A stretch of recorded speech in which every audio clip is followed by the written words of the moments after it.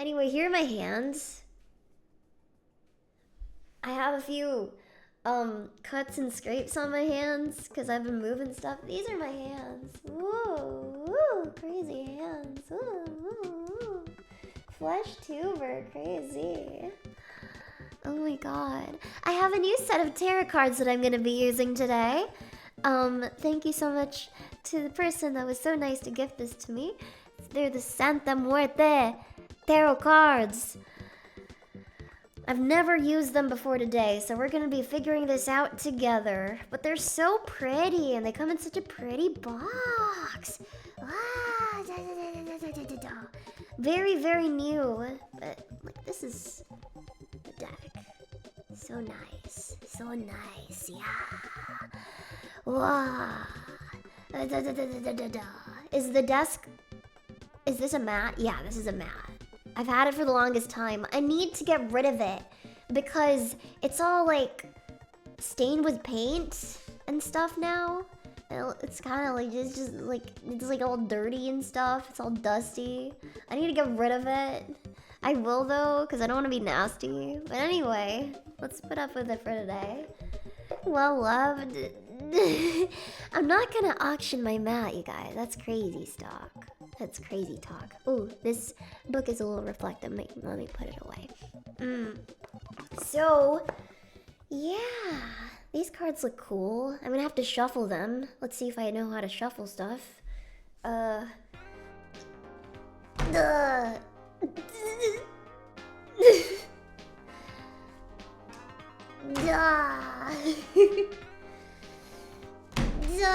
Okay, no, let's shuffle these for realsies.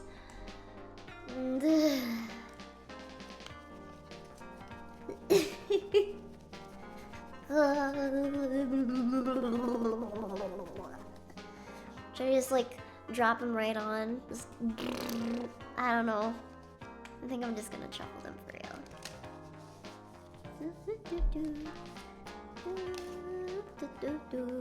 Just eat the deck at the wall. I've already thrown a lot of things at my wall just for fun. I should refrain from doing that. But yeah, lots of fun things this year. I'm gonna be doing a specific spread. It's called the Element Tarot Spread. So we're gonna be doing Earth, Air, Fire, Water. It's a 4-card spread. Earth represents like material aspects, so things about like wealth, physical abundance, physical security, that kind of thing. Air represents communication, knowledge, creativity, so like all the interacting stuff.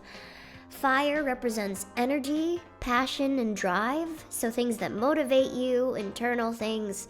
And then water, the 4th card, represents relationships, feelings, and emotions, so that's gonna be fun. I will explain and reiterate what each card means because I know some people might not remember. I also don't really remember. I'm reading off something that I wrote on my palm. Whoa! Let me adjust my setup. So it isn't like literally tied to my chair. Yep. Okay. My camera is like, for some reason I thought it was a smart idea to put it over my head. Cause I was like, that way they can't see my face. But that means whenever I back up, you're gonna move with my... I never said I was smart. I never said I was smart. Strap it to my forehead. Like a GoPro? That's what I'm gonna do. You know how some VTubers do those baking streams? Where they're like, they only show like the bottom part of their body below their head. I don't know if I could do that, chat. Because like, I mean, I probably would have to for like a baking stream at some point. But I don't know if I can make that my brand. Just like... Because like I see them dance and shit. And if I dance while I'm cooking, I'm definitely gonna knock things over with my big ass bunda.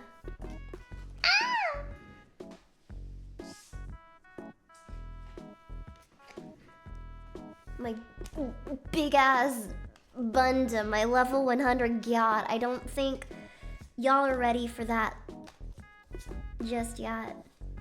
My big ass bunda.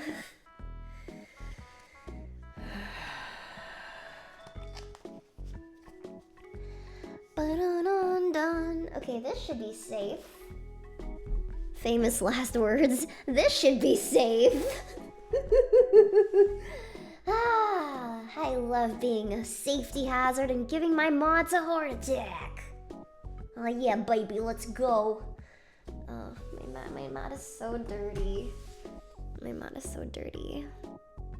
Ooh. Okay, let's do this. Let's bring up marbles so that people can see. Wait, no, before I do that, should I do my own reading first? I'll do my own reading first. Okay. Let's see. Is this gonna be a good year for me? Who knows? Let me put you on my second monitor. I have a special chat monitor just for you. Cause you're special. Literally don't use this for anything but chat. Okay. First one is Earth. So this is about material stuff. So wealth and security.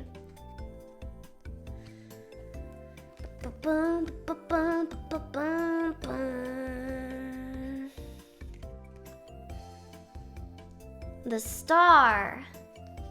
What the fuck does that mean? First time reading this, I don't know.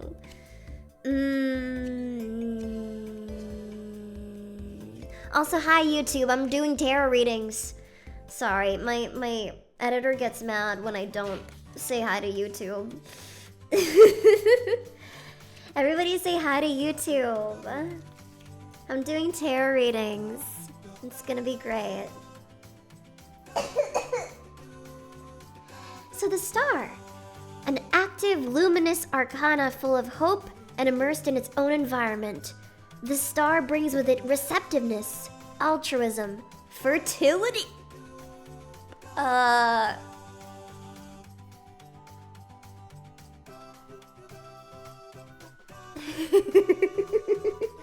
don't know how I'm supposed to feel about that.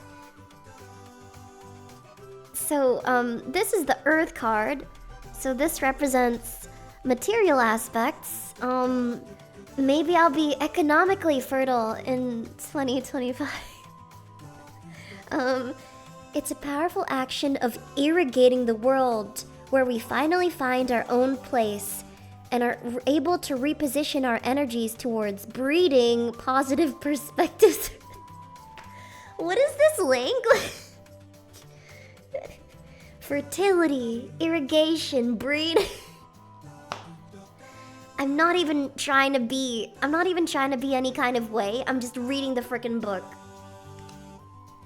It also pushes us at times not to choose between the options we find in our hands and that seem incompatible, but to reconcile them.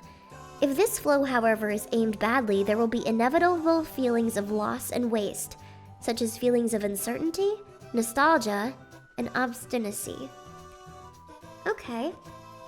So, my interpretation of this is that I am reaching a point in my life where I feel like I'm at a crossroads, which is true because I'm about to leave school for the first time and I'm making the bold decision to be, delusional decision to be a VTuber full time.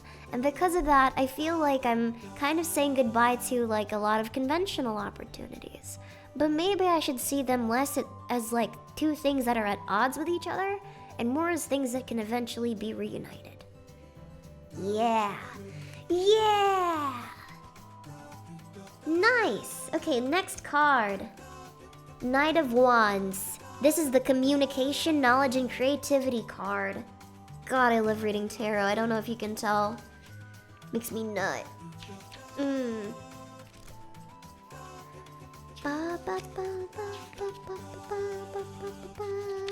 Where are you? Where are you? Where are you? Where are you? Where are you?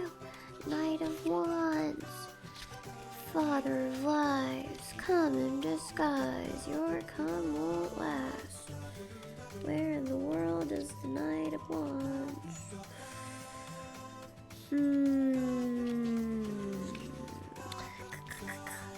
Allie out of context would be funny. Why would you say that whenever you join in my streams, you just never really know what's going on in the first place? My streams are just a stream of consciousness. The reason I never run out of things to say is because I kind of just don't take my medication, and that's what lets me stream. I go off my meds and I just start yapping all of the random thoughts that come into my head. Okie dokie, King of Wands, Knight of Wands. We are ready to depart with strength and determination on a trip that will allow us to attain what we desire and what we have planned. The Knight of Wands represents an adventurer, capable of channeling or efficiently moving his energies or instincts. In a negative version, he could become a symptom of indecision, rupture, and even delays regarding transfers or movements. But this is the positive version. So what this is saying right now is we need to take our will in hand, take our will with strength, and begin to follow the road that will take you to the realization of the work and creativity that you are capable of. Allie. You hear that, Allie? Take charge of your fate, become the Ubermensch, and lead the creative life that you always wanted to. Points itself. Oh, you're so cute. I'm gonna poke you.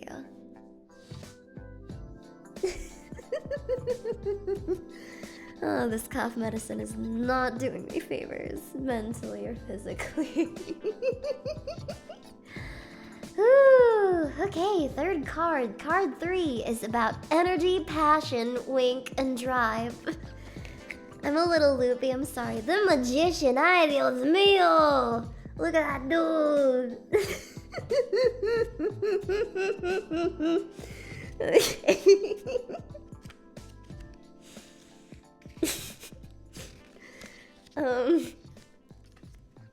That is one sick-ass sombrero, dude.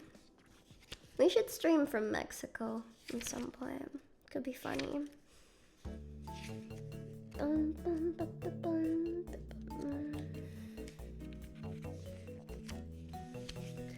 Okay, so this card represents energy, passion, and drive. And we got the Magician as our card.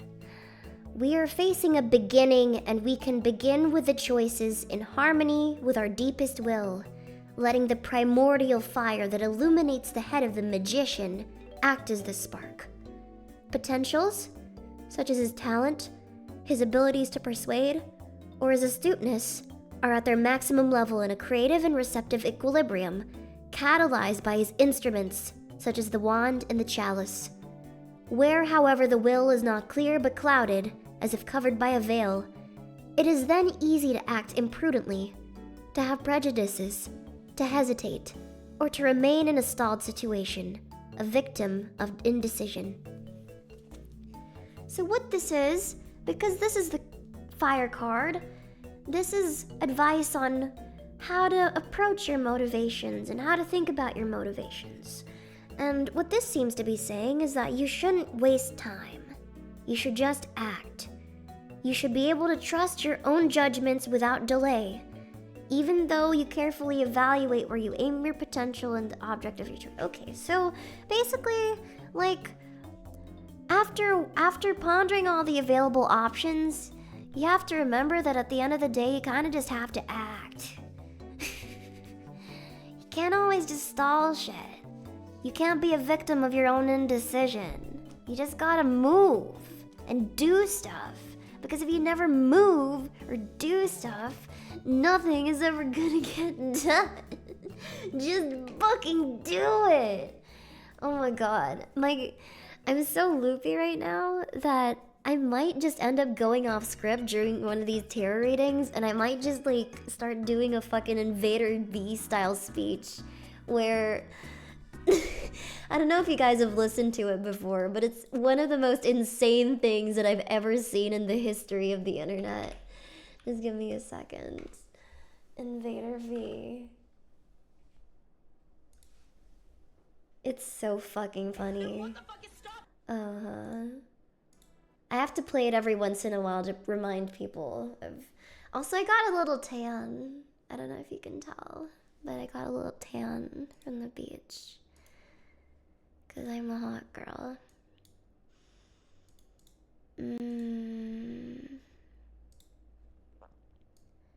Very rare indeed. Are you proud of me? Are you proud of me, chat? Okay, wait. Can you see that? Okay. Dr. Jerky, 420. Ban the comments you can't handle. Keep it Disney. Wait, Dr. Jerky, didn't you come in earlier and say, like, a trolling comment? What I love about Twitch is that I just get to be myself. I do get to be myself. I get to be a very, very, different part of myself. It's really interesting when people come into chat and they accuse me of being fake. I don't disagree with you. I don't know who my authentic self is on stream yet. Every single day that I come on here, I discover new things about myself that I'm willing to share with you, and new things about myself that feel important to share with you. And and I love sharing them with you, you guys. I really, love really this do. script. It's I just surprise so myself funny. and I surprise you. I had another streamer recently say that I surprised them as well, and discovering that I have the ability to surprise even old pros at this game really, really makes me feel like I am where I'm supposed to be. Wishlist Destroyer, you're not fake. You're just crazy. Yes, of course I'm crazy. I'm crazy in love. I'm crazy happy. I'm crazy high on life.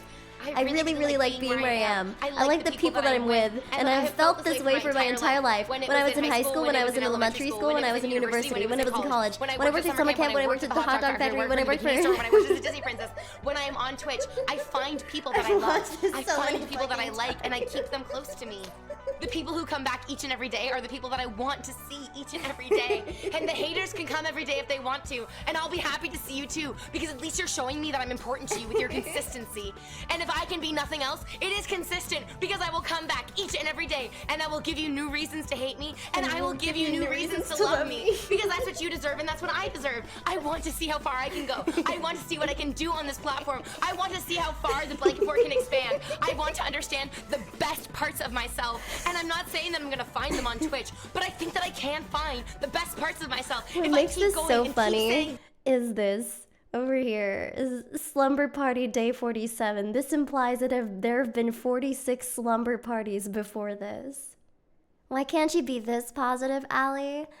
Am I not being very positive this stream? I haven't been able to stop smiling since the stream started, but I don't think that's happiness. I think it's delusion. I think this is a subathon.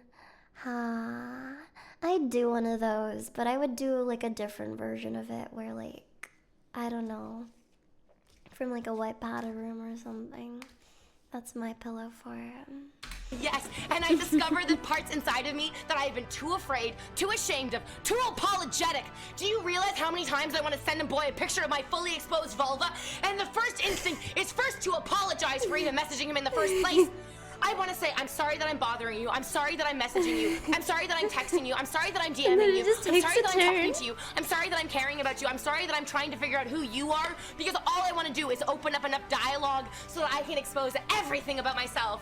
The only thing that I want to do is expose who I truly am to you. But I feel self-conscious because people tell me that I'm fake, and people tell me that I'm faking these things, and that I'm psychotic, that I'm ADHD, that I'm on drugs, that I'm all these terrible things that I'm not. What is actually happening is that I love being here. I love being on Twitch. This has been a dream of mine for so many years that I'm embarrassed to talk about it. Can you imagine meeting a boy that you want to fuck, and the first words out of your mouth are, all I want to do is be a famous Twitch streamer. He's never heard of Twitch. He just wants to put his dick in you, and you're talking about Twitch? Guess what, motherfuckers? Sometimes it works out. I fucked that motherfucker, and he bought me this great big toy because I became a famous Twitch streamer. That motherfucker believed in my dream, even though he had never Fucking hell, I have to buy my own squishmallows. heard of Twitch before, and each and every one of you believes in my dream because we're on Twitch together today. And I believe that we can go even further, even higher, even more into the blanket fort. And I think that we can do it together. And I don't know that I can't do it by myself. I can literally only do it with each and every one of you. And I think that we can. This channel has grown bigger and faster and more intensely than any other channel on Twitch has ever before. The clips are good. Make sure that the titles are sexy. Make sure that you do me good, guys, because I come in here every day covered in glitter, covered in sequins, covered in booty shorts, covered in nylons, so that I do not violate the terms of service, so that each and every one of you can have both hands on the keyboard, so that you can enjoy the stream, so that you can have a good time listening to me, playing with me, singing with me, smiling with me, enjoying your life, which you do deserve to enjoy. Each and every moment of your life you enjoy, and each and every moment of your life is worthy. You guys, you can do it. You can be the best that you can be, and we can do it together. It's gonna take effort. It's going to take patience. It's going to take a lot of work. This monologue was But if we nearly don't 5 try, minutes then long. What the fuck is stopping us And from it just wasn't even throwing ourselves memorized. off It a was bridge just random. and giving up and saying, yeah, the planet is dying. The government hates hates us. us. The animals are leaving. The aliens are contacting us. We might be alone. It just might be you and me. But that's okay, because do you really need anyone else?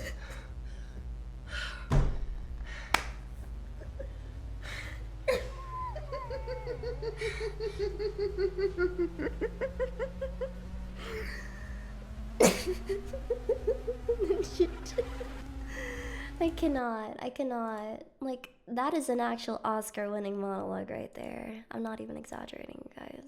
Anyway, she's done some questionable things that I don't agree with. Like, she gets weird about donators and shit, but this is one of her finest moments.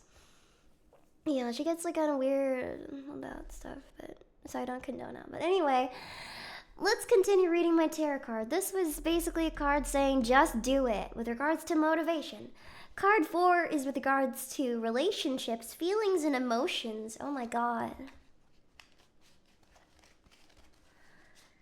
Do I even want to know that? Literally alone in this house.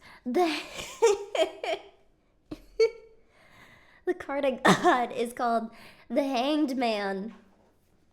That is my relationship card. The Hanged Man. That doesn't sound good, chat. I'm sorry. Let's see. The Hanged Man. Is that? Oh my god.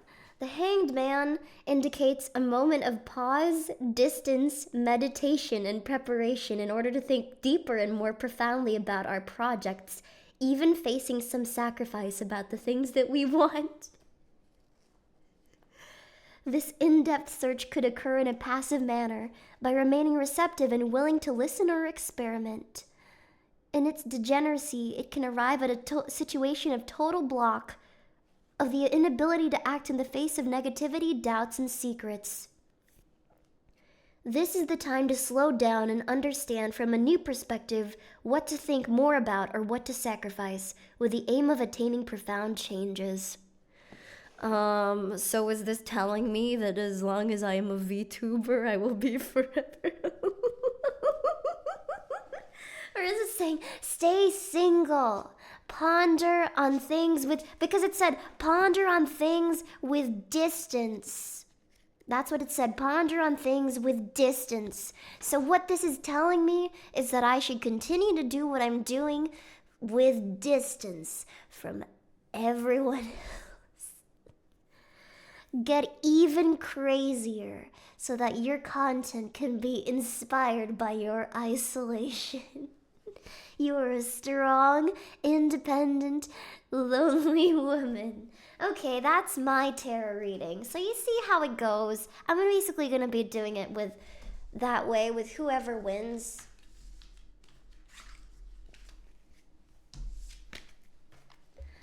The marbles. So let me load the marbles. It's your turn, chat. You're going to be on the chopping block this time.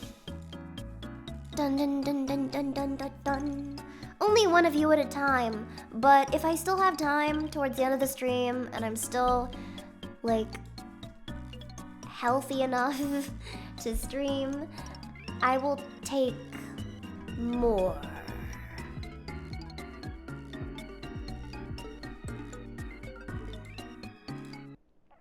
Okie dokie, wait, let's see. How do I... Window... Oop.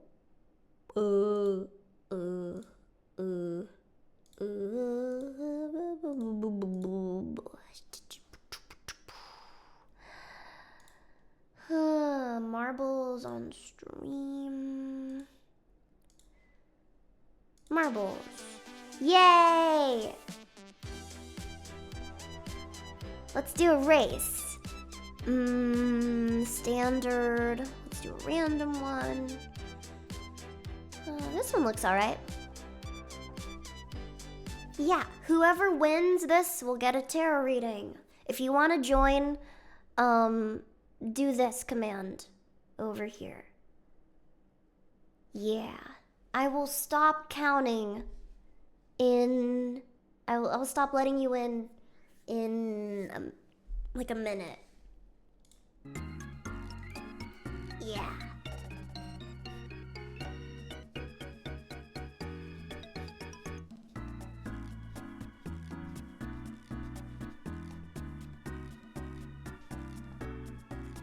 And by a minute, I mean like... I'm counting it in my head, so it might not be exactly a minute.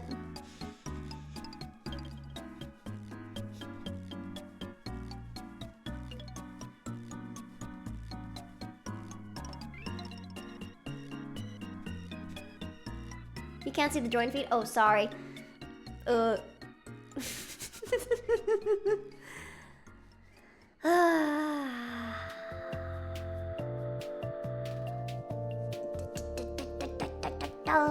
120 people want me to read their... Okay. Counting from 15. 15. 14. 13.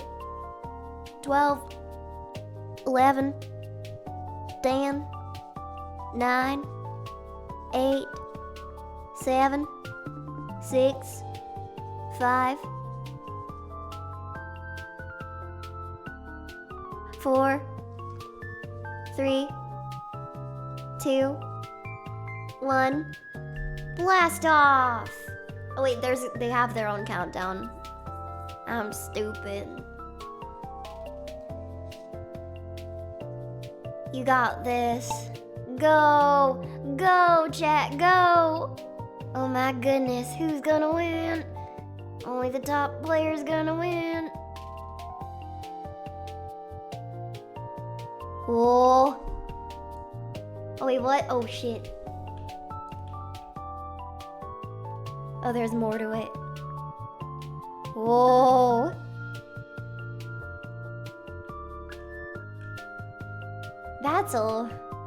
What a convoluted course. Oh my goodness.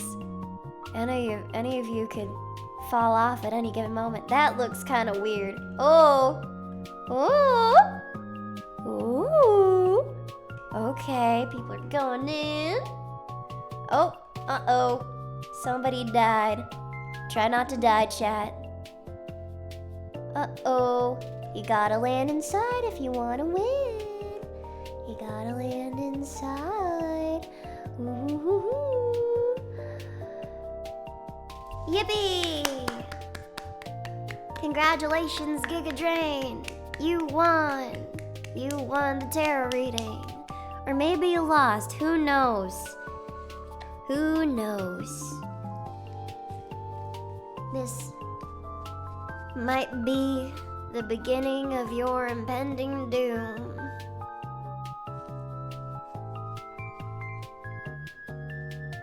Okay, I'm gonna let you guys finish, and while you do that, I'm gonna cough my lungs out.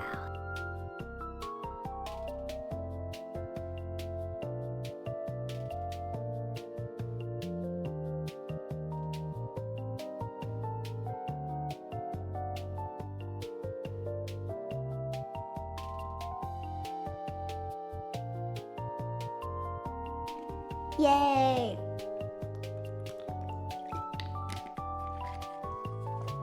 Congratulations, Giga Drain. Final results, you guys did an excellent job. Mind you, this was out of like 120 people, so that's pretty crazy. Anyway, yeah.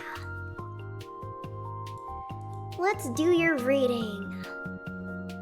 You can ask me a question, or, well, that's how I did last time, but I think this time I'm just gonna go by the 4 elements thing that I did. So if I need to reiterate, I'm gonna be doing an earth card, which represents material wealth, abundance, security. Air card, which is communication, knowledge, creativity. Fire card, which is energy, passion, drive.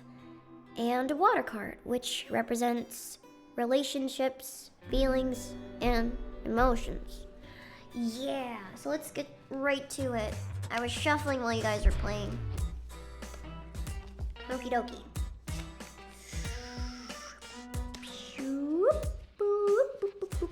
Oh, I shuffled this really shittily.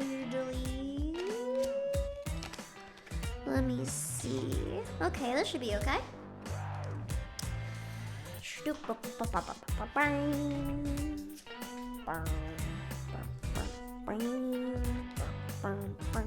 Let's flip it over. The Magician. You got Sombrero Guy. Okay, so this is your wealth card. The Magician says, okie dokie. I already mentioned it before, but basically the Magician is talking about how you need to start letting yourself go after the things that you want. You should not waste time, and you need to trust yourself to be able and capable of getting the things that you want most in life. And with regards to wealth and material stuff, that means that if there's any like big financial goal that you have, or any kind of big career goal that you might have in your life right now, this is your sign to just go for it. Just do it. That's your sign to just go for it, Gigatrain. This is your air card. Ooh, and it's reversed. That means it's the negated version of this card. What is it? Pentacles. Or Pentacles, depending on how freaky you are. Pentacles. Where are you?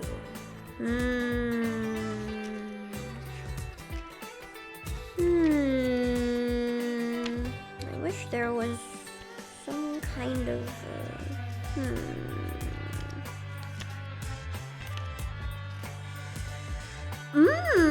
okay. Which one is this? Oh, it's the 10. 10 of Pentacles, specifical. Okie dokie. The chrysalis has closed itself, and a change is now vitally necessary in order to continue in process. This card pushes us to go even beyond the material world and fly in different places in order to bring abundance and fortune to other territories. Only fear of letting go of a life and a stable but past situation could create problems, uncertainties, and disagreements. Okay. So what this means is that, and this, because this is reversed, what this means is that maybe you have some fear of letting go of like some things in your past that you feel like you can't let go of. And because of that, you might be hampering yourself in terms of how you communicate with others and how you express yourself. But the only way that you can move forward is if you work on acknowledging that these are things that you have to overcome. So if you want to improve that aspect of your life, and if you have inhibitions, this is your sign to move forward and push for the social life and creative life that you want. Yeah. Is this an office keyboard? No, this is the Logitech G15 Pro. Yeah. Next card. King of Cups. Also reversed. I think the reason so many of these are reversed is because while you guys were playing, I kind of just threw the cards in the air and then caught them in my lap.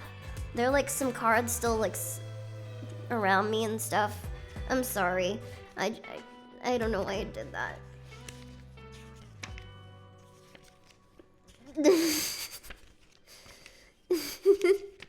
I'm sorry. I hope you don't mind. Sometimes I like to get a little freaky. This card is your fire card, so this is energy, passion, and drive. This is all about your motivations. The ones that you may have and the ones that are probably yet to come. Let's see.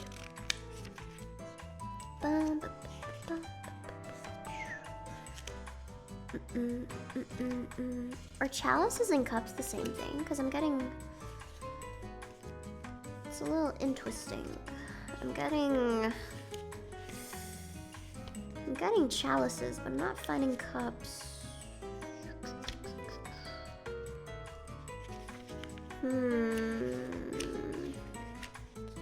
I mean, chalices are basically cups, but I want to make this a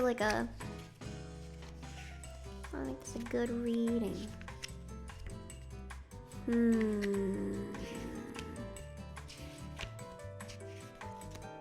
King of Cups. Chalice and cups should be the same. Okay, thank you. Okay, King of Cups reversed. The King of Chalices represents steadiness, calm, and benevolence. He is a mature figure full of inventiveness, artistic abilities, and capable of comforting, such that his presence is a strong signal of success and expansion. But when he is reversed, this could represent the eruption of a fraud, egoism, or even corruption. So, because this is reversed, this is a sign that you should be like, and this ties into the other two cards too, because these all tell you to like go for the things that you want and let go of your inhibitions. But this over here is saying that while you should be letting go of your inhibitions, you should also bear in mind that like you shouldn't let like your own ego or like you shouldn't take it too far. You shouldn't let your ego get in the way of like your pursuit towards what you want. So what this says over here specifically, rely on your emotions or trust the inventiveness of a figure who is near you and who will outbid your enterprise. Okay, so yeah. It doesn't mean that you can't rely on your emotions, but it also means that you should pay very close attention to them, because you can have a balance between like trusting yourself and also knowing when you're falling a bit too far off the deep end. So you should keep that in mind when you think of your motivations and the things that drive you this year. Please stop spamming me, Rabbi. I'm sorry, Rabbi, I had to ban you. Okay. Next card, reversed. I'm sorry, I need to find a better way to fucking shuffle these cards. I definitely shouldn't have just thrown them into the air. Knight of Pentacles. Okie dokie. Reversed.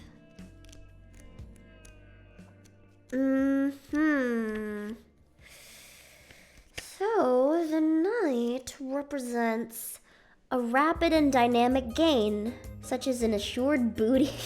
Okay, wait, no. This is, just to reiterate, this is the water card, so this represents your relationships, feelings, emotions. This brings about a rapid and dynamic gain, such as an assured booty. He is a resistant and persevering worker, very practical, and takes initiative. He can be easily egocentric and unconcerned about his own or other people's feelings as long as he can achieve his interests. He can also be caught between laziness and indifference. That's for the reverse. So, advice based on this. I think it's positive to take initiative on things. These cards clearly show that you should continue to take initiative, but these cards kind of balance them out. And what they're saying is that, once again, you can pursue, in this case, relationships, your feelings and emotions with confidence, but not too much confidence. Moderation is your key word for 2025. And regardless of whether these relationships are platonic or romantic, you should approach them with care and concern and not let your own, I would say, interests get too muddled and in the way of things. Yeah. Your rigs are not catching all of your face motions. That's probably because I had to move my face rig monitor a bit higher so that my reflection can't be caught. So yeah, this is actually a very harmonious set of cards. There's definitely a story being told here. Once again, tarot is meant for fun and entertainment purposes. If you feel like this was accurate and it's a little freaky, don't panic, it'll be okay. And if it's only slightly applicable to you, then that's good.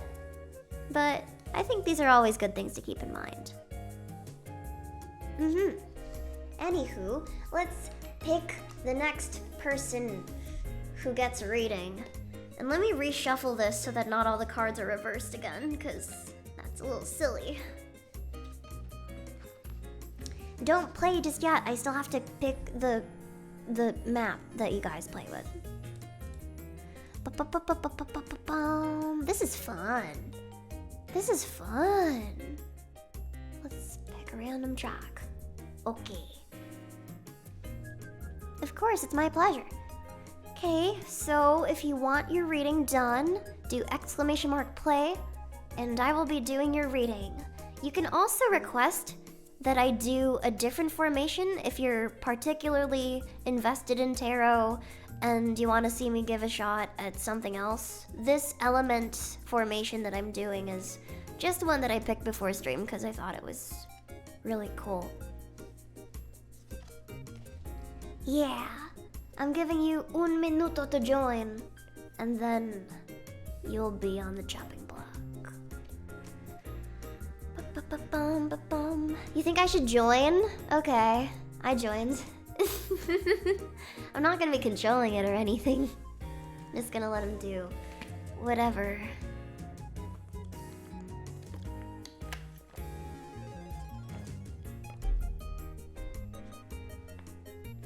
What happens if I win?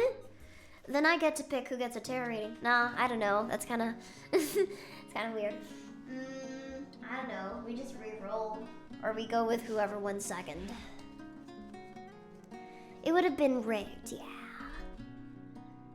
Yeah, and I couldn't pick a. I don't like picking favorites. That's not nice. Reading of the entire community? Wait, that could be fun. If I win? Yeah, I could do that. Yeah. Yeah. Good call. It's been a minute.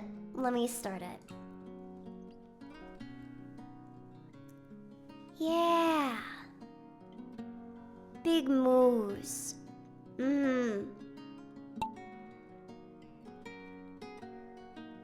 Ooh, okay.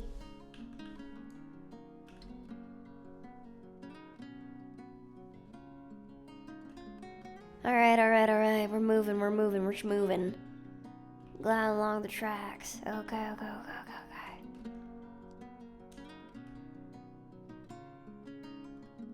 Oh, somebody already died.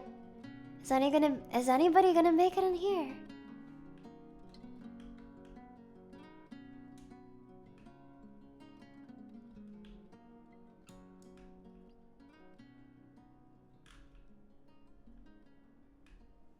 Oh my goodness, people are schmoovin'. Wacky Zacky Poo is taking the lead.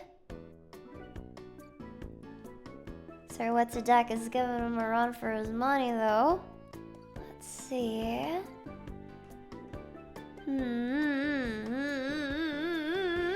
Oh god! Enter the. No! Wacky Zacky Poo Poo is down. It's a tough battle between Rayforth and Duckamuck, but Duckamuck reigns victorious. On to the rest of the course. This is so intense, holy crap. Everybody's just shuffling around in a little water ball spinny thing. Dakamak is running very safely in the lead. Are we in this if we're just in the stream? No, I mentioned this in the beginning of the game, but if you do exclamation point play when the game, before the game starts in the waiting screen, then that's when you join.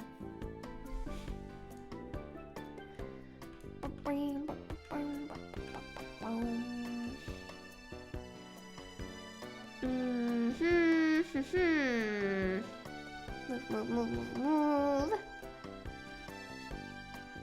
Okay. It's still anybody's game. Nobody's won until they won. There's still a drop-off here that anybody can lose.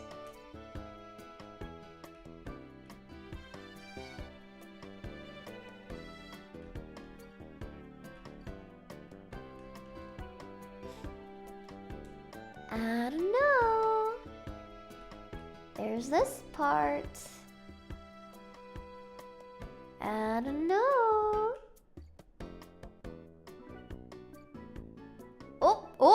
Oh my goodness. Whoa. Whoa. Oh, wow. That was... Holy guacamole. He lived. That was crazy. Well, congratulations, Dakamak. You won the tarot reading. Or lost, depending on how you see it. Congratulations. Yahoo.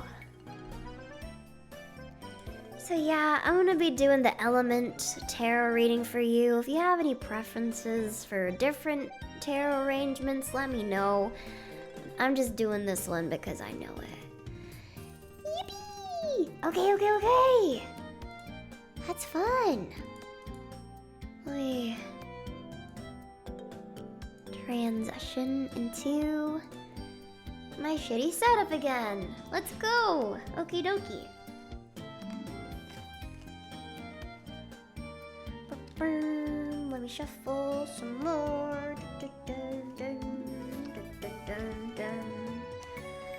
Okie dokie.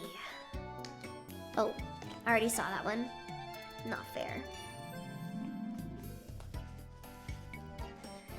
Okie dokie. Let's see.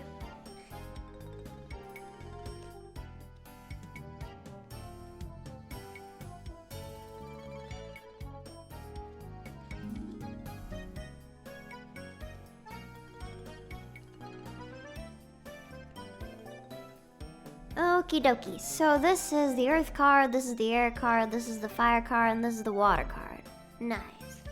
Rigged. Your face is rigged. Actually, no, my face is rigged. Literally, I'm a VTuber, so... Anyway. Reversed Four of Swords.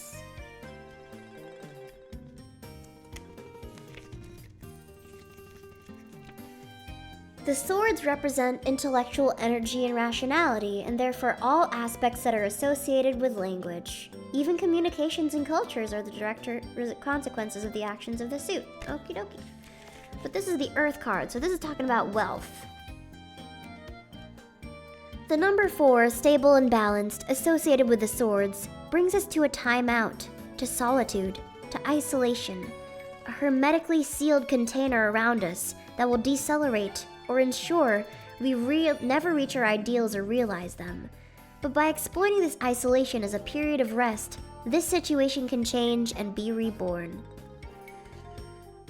So because this is reversed, what this means really isn't the terrible thing that I just explained. What this means is that as long as you stick the course, you will be able to get out of the situation of feeling like you're isolated and prevented from achieving a lot of your physical, material goals. So my advice would be to remain calm and wait and use this moment of stasis to study and think deeply about all that you need for the future. Even if it seems like things are at a standstill, this might be a blessing in disguise, because you can just think more about the things that you want to achieve and whether they're even what you want to begin with. Yeah. And that's with regards to wealth. So, yeah, don't be scared of dull moments. Nietzsche once said that people are scared of being bored, but boredom is actually one of the greatest tools that you can have in honing your wisdom, because it is in being bored or having enough time to ruminate that your greatest thoughts and your greatest lessons in life are achieved. Yeah. Next to Cardinal. The Tower. This is your communication, knowledge, and creativity card. Until there's too much to ruminate, nonsense. Nonsense. No such thing as too much to ruminate. So this is your communication card. This is all about how you express yourself and how you communicate things to the world.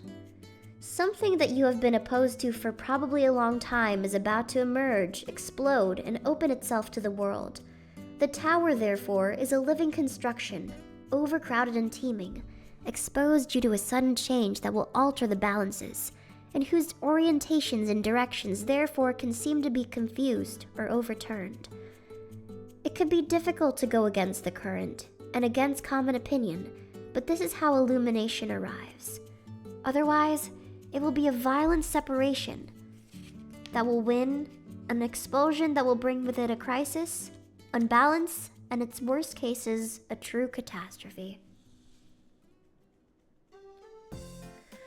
So really, what this seems to be saying is that with regards to your creative and communicative life, something is about to emerge that can bring with it a lot of change and a lot of uncertainty. And if you let that consume you, it can seem destructive. But the good news is that you don't have to let it consume you. You can leverage this by accepting it, embracing the change, destroying all the old structures and all the old things before the change without any kind of fear for the future that is before you. And that way, you can see these new things coming out as less things exploding and spiraling out of your control, and more as you liberating the inhibitions that you once had towards expressing your true self. Amen. This is your motivation card. 9 of Swords.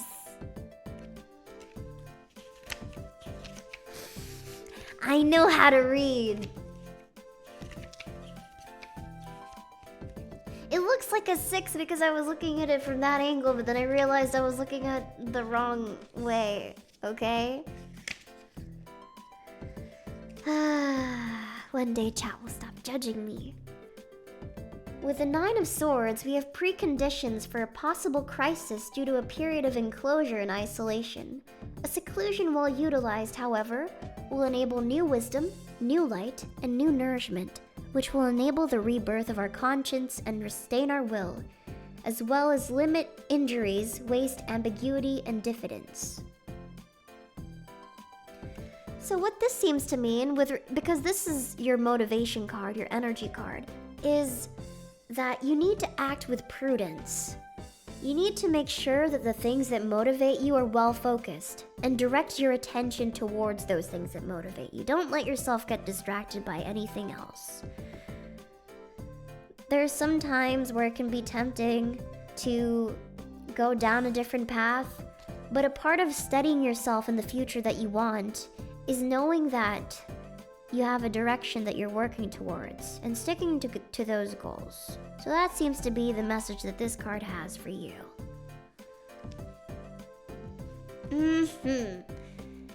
This is your water card, your relationship card. Ooh, pretty, the moon. This is the moon. Ooh, let's see what the moon has to say to you. So, let's see the moon.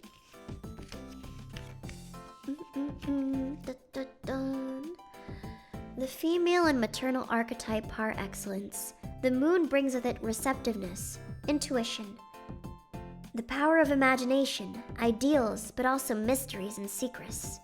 It is the card of subconscious and of dreams, capable of revealing and overcoming the illusion of existence. It is captured in water, from the tranquility of a lake to the sacred enclosure of a chalice, its essence holden true. So with regards to your relationships and your feelings and your emotions,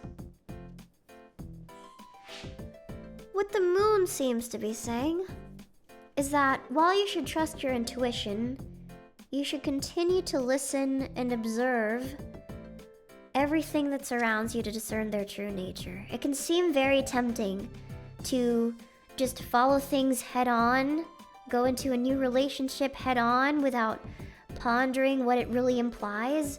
But this card seems to be really stressing that you should always take the time to be you should take the time to be a little bit skeptical and think a bit more about what it really is rather than what you want it to be.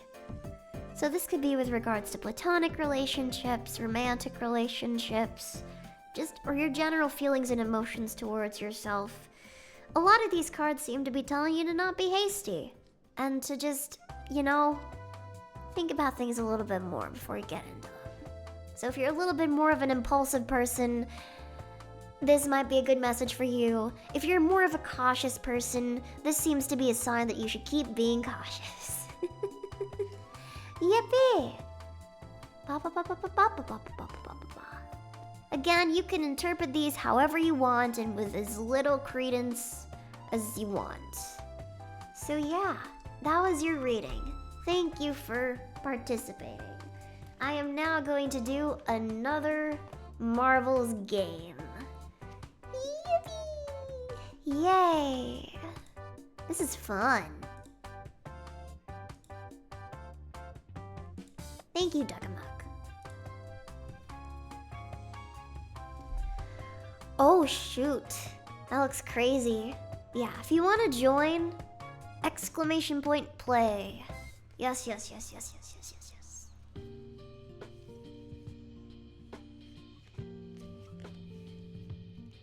And while you do that, I'm gonna shuffle my cards.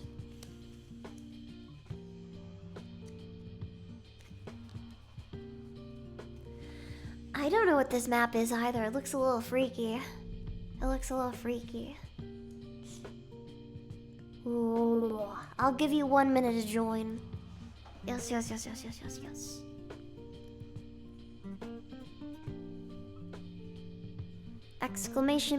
!play to join.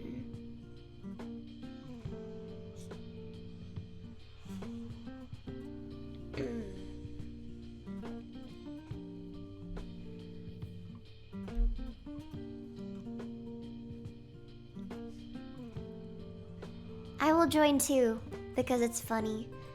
And if I win, I get to do a reading for all of chat.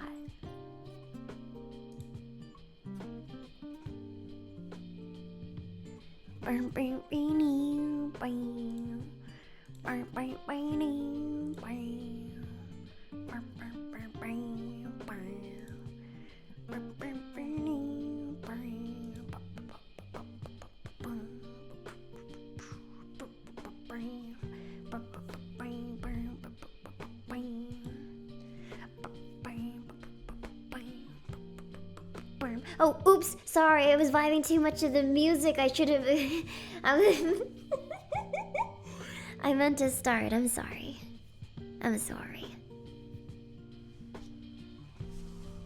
I use the Persona soundtrack in my latest audios, because I love them.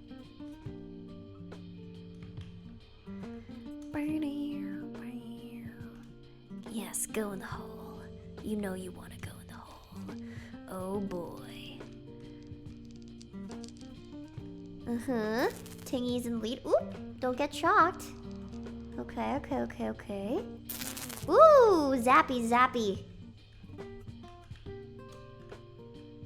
people in the lead are not falling down. Make sure you catch up and don't get caught in the zappy zappies. Oh my god, what even are those? What the hell? That looks weird. I don't know how to feel about. Ooh, D&D dice looking ass. We should play D&D. I don't know how that would work with me in chat. I don't freaking know. Chat plays D&D. I guess I would be the DM. Your demented DM. All of you. Yeah, the biggest game of D&D. We will orchestrate it.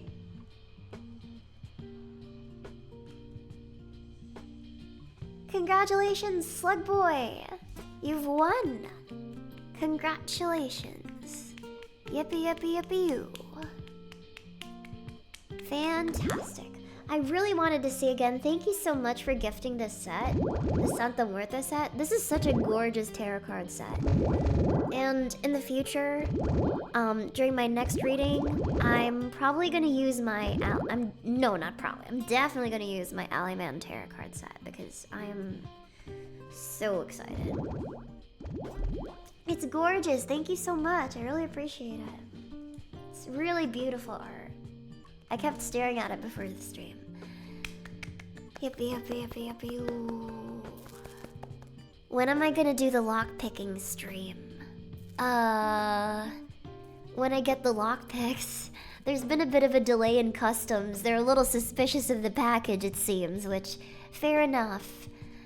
I don't think I can blame anyone for being a little skeptical of what I'm doing with those. But they will be coming soon, and as soon as they come, I'll be back with a new mat and some funny gimmick. Okay. Do you want me to continue to do the element one, or do you have a preferred tarot card arrangement that you would want me to do? Okay, I'll do elements then. Thank you for indulging me. Yep.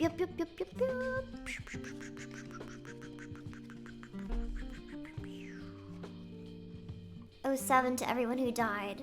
Congratulations to Slug Boy. Alright, so this, let's see.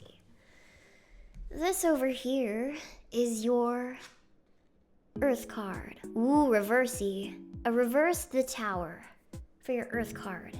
This is with regards to your wealth, material stuff, and your security. All that good stuff. And it's reversed. What could that possibly mean? Something that you have been opposed to for a long time is about to emerge. We've read this one before.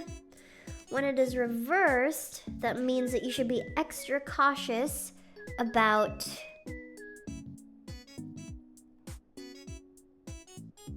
I suppose catastrophizing in this sense. Getting insecure, letting your fears run your financial life, your professional life. That's what the Tower reverse seems to mean in this case. It's a warning to not let your fear overtake you. Whether it's a fear of where things will go, a fear of your current situation, a fear of preserving what you currently have, don't let fear take hold of you. That seems to be what this card is saying. Don't let it paralyze you, because really, wealth, this card, the Earth card, really, the whole point of this arrangement is to show that each of these things are but one part of your life. None of these rule your life in any singular way. They all act in harmony to form, like, the dimensions of your life. But as you know, the whole is greater than the sum of its parts, so really, none of these, in and of themselves, should ever get to a point where they control you and paralyze you with fear. Yeah.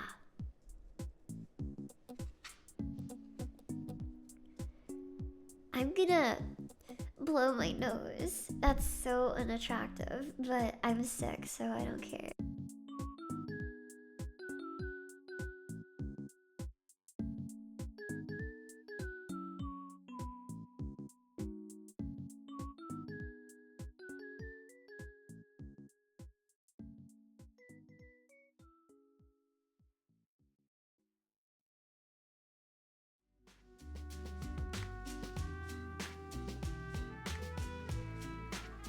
This art is so beautiful. Wait, let me look at that, chat. Look at that. Gorgeous. Gorgeous. Gorgeous. Gorgeous. Let me find a way to zoom in without, like, you know, revealing too much. Let's see. Skeleton feet. Oh my god. Why are you like this? Why are you like this? Why would zooming in reveal more? I don't know. I'm self-conscious about my hand because I kept getting scrapes and they're all banged up and ugly right now. I don't want you to judge me.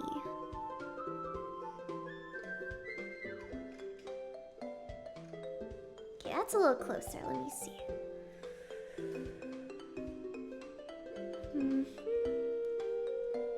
There we go. That's a lot closer, actually. Booyah! That's a lot closer. Here we go. The Empress. This is your air card. So this is all about your creative life, your expressive life, communication in your life. This card represents a first and important explosion of creativity, dynamism, and intuition. A natural pulsation, passionate and spontaneous, capable of dominating, seducing, shining with happiness. The Empress brings with her development, abundance, and progress, but an action that is too impulsive and overtaken with little experience could bring quick results that do not last.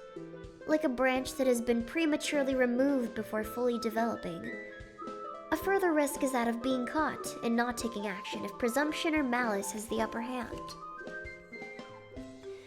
So really, this is with regards to your life as a creative person, as an expressive person that can use creativity in your mind and the things that you know to communicate with other people and let your ideas into the world.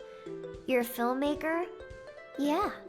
So really, what this is telling you as a filmmaker is to make the most of your experience as a filmmaker and leverage it to act quickly on the things that you want to do. And if it's necessary, plan your actions a little bit more rationally, and that way you can let the things that you want to achieve blossom into where you want them to go. That's actually a really fitting creativity card. It's a really fitting creativity card. Yeah, that's actually really good. That's a good one. That's a good one. That's a good one. Yeah, we're making something with this. Ooh, new card. This is your fire card. Energy, passion, drive. Page of Wands.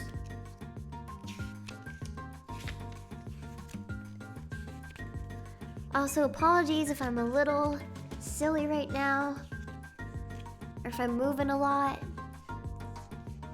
I've found that it helps a little with the fever. Okay, Page of Wands. An arcana in continual movement, a messenger, a stranger with good news and contacts who come from afar. The Page of Wands brings with him small displacements, reliable new things, and subordinate situations that could, however, be transformed into uncertainty in acting, inconclusiveness, or excessive delays. So really, a lot of these cards that we've read so far, it seems like a lot of chat has been dealing with a lot of inconclusiveness and indecision and hesitation in their lives. This specific card, with regards to motivation, really is pushing the recipient of the reading to be more independent and to manage their affairs by themselves. Because you are capable of doing things, of moving towards the future that you want, and if anything, delaying it will just bring you more problems. So really, this seems to be emphasizing independence. It seems to be emphasizing that you are going to be the main source of your motivation. And that's okay, because that seems to be how things will work out. Yeah.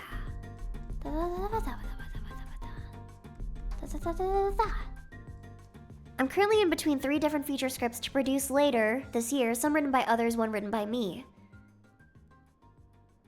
So, if you want to take it seriously, it seems to be a sign that you should really go all in on the one that's written by you. Because, at least in my experience, I've had a lot of experience collaborating with other writers and other performers and stuff, and collabs have been something that I've done before, but something that I found the most fulfillment in, as useful as collabs and cooperating with others is, a lot of what I found the most fulfillment in is being brave enough to be the leader of my creative path and my creative journey.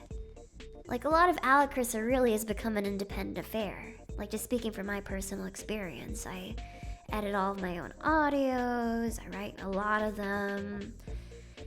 At this point in 2025, if I want to give you like a full picture of Alekirser, it's almost become its own, like, it's become its own business. Like, I have a lot of folks that work under me and work with me now, and it's been really, really fulfilling. And really, I think what it's telling you is to, like, really make the most of those experiences with the filmmakers that you're gonna be working with, and let that drive you as you pursue the much less traveled and much more scary journey of releasing and acting and producing a film based on a script that you wrote yourself. Yeah. This is your relationships card, your water card. Look at how pretty that is. Ay, Dios mío. 2 of Wands.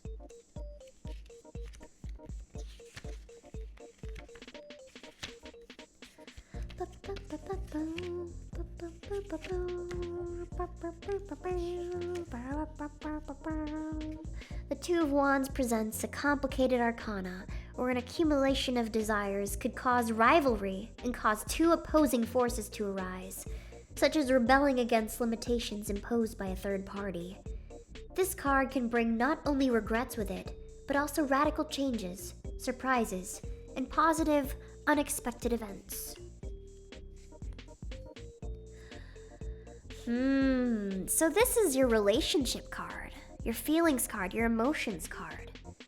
The advice that I seem to be gleaning from this card is that you need to evaluate the best way to act with regards to dealing with your romantic or platonic relationships, your feelings, your emotional life. You need to identify situations of conflict and rivalry between, say, like, your own emotions or even with other people, and you need to just cut them out. This is a sign to just be decisive, cut the negative shit out, because it seems to be making you really restless and unhappy. By cutting it out, it doesn't necessarily mean you don't think about it anymore. But it definitely seems like what this card is saying is there may be negative influences that are just good to walk away from. Because that conflict has gotten to the point where it isn't really enriching you or, like, making you, like, expand on thoughts or feelings you've had to expand on. It's just time to walk away from them.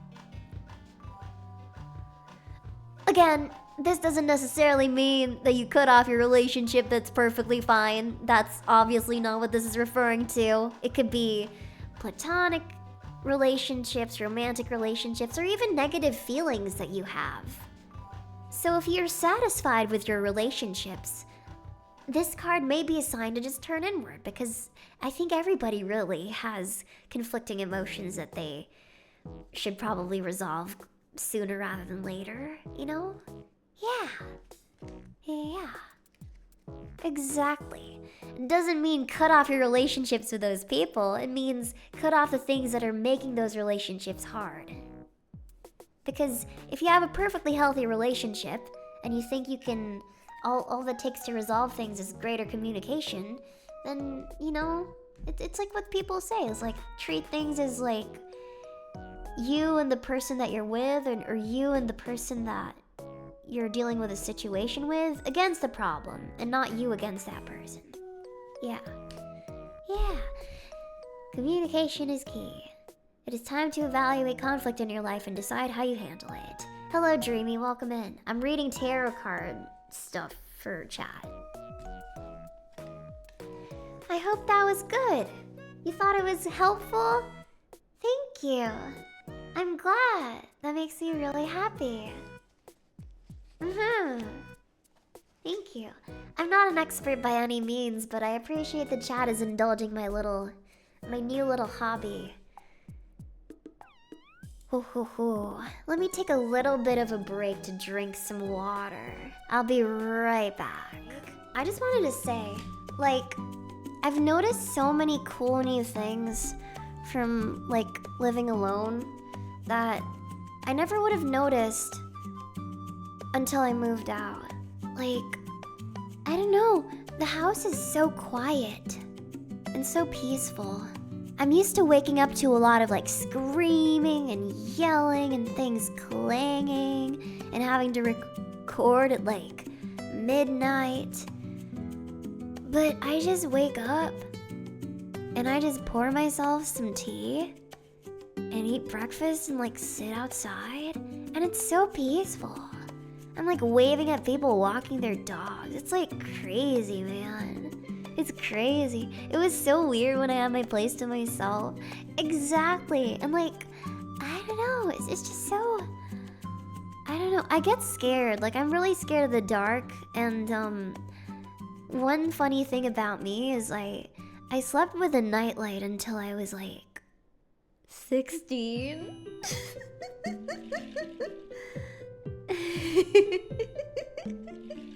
It's really embarrassing. I slept with a nightlight until I was 16 because I was so fucking scared of the dark. Wait, give me a sec.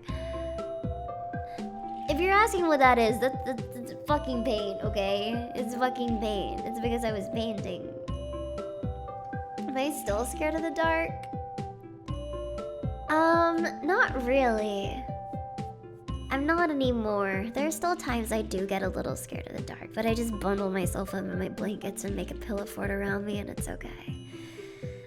It's not, oh my god. God damn it. This is the same thing that I painted the Bob Ross paintings on, so that's the reason it's all weird and ooey gooey. Thank you for the gift, so Spot in November. Thank you. I really appreciate it. But it's been really nice. I don't know. I'm just gonna be like really happy and a little like, if you notice a difference in my emotions, it's just that I'm like in a better mental place now.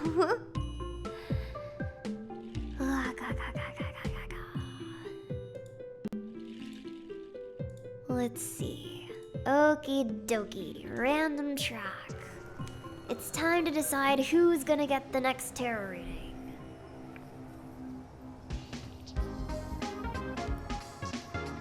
Exclamation point play if you want it. I will end the count in a minute.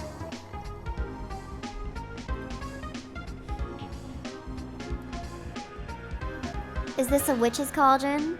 It sure is. You bet your sweet bippy it is.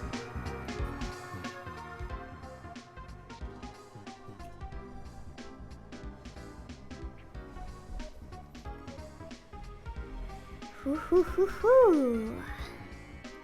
Oh, y'all are about to fall in. But only a few of you are gonna make it all the way to the end.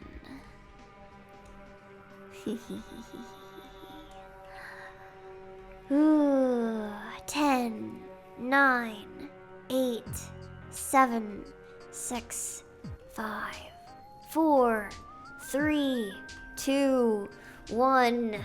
Okie dokie. Let's start. It's not a race, but it is. Everything's a race. Go! Go, go, go, go, go! Beep, beep, choo, choo!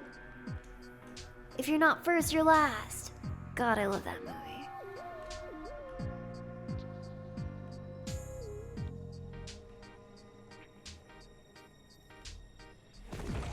Whoa.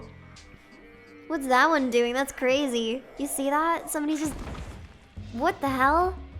What the hell? What's going on there? Why are they just blood? That's so weird. Okay, I'm gonna keep track of all the people sticking to the course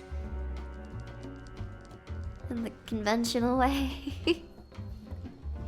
Code syntax in the league. Felix, quickly. Oh, wow, it's changing so much. This is crazy. This is the craziest marbles course I've seen so far. Holy crap. Oh my god. Ooh! Okay, no, those are goners. I'll go back and follow you guys. Wait, no, where am I? Where am I? Okay. Whew. Oh my god. Where are you guys going? What? I don't even know who I'm following.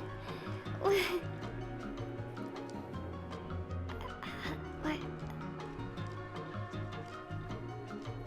Okay. I don't even know what the track is. This is so confusing.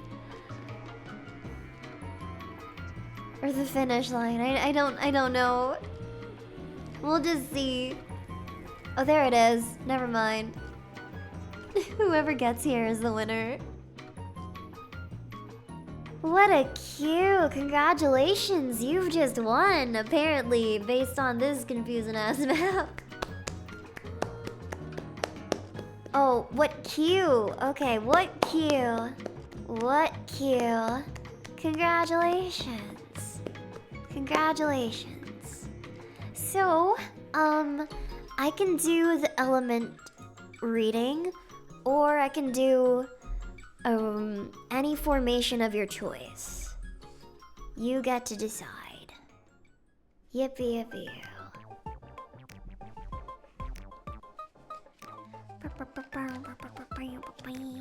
Element should be fine. Okie dokie.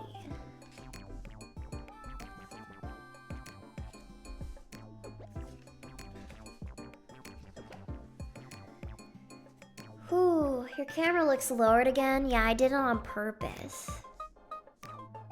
Ugh. What do the elements represent? I'm about to tell you. Okay, so this is the wealth card. It represents material aspects, physical abundance, and security. Ooh, the lovers. Interesting.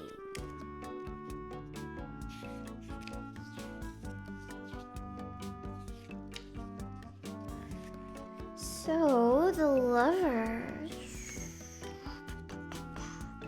The card of the lovers forces us to choose, but not before we have gone through a period of learning, including doubts, crossroads, and ambiguities. We are finally ready to do what we like and to love what we do.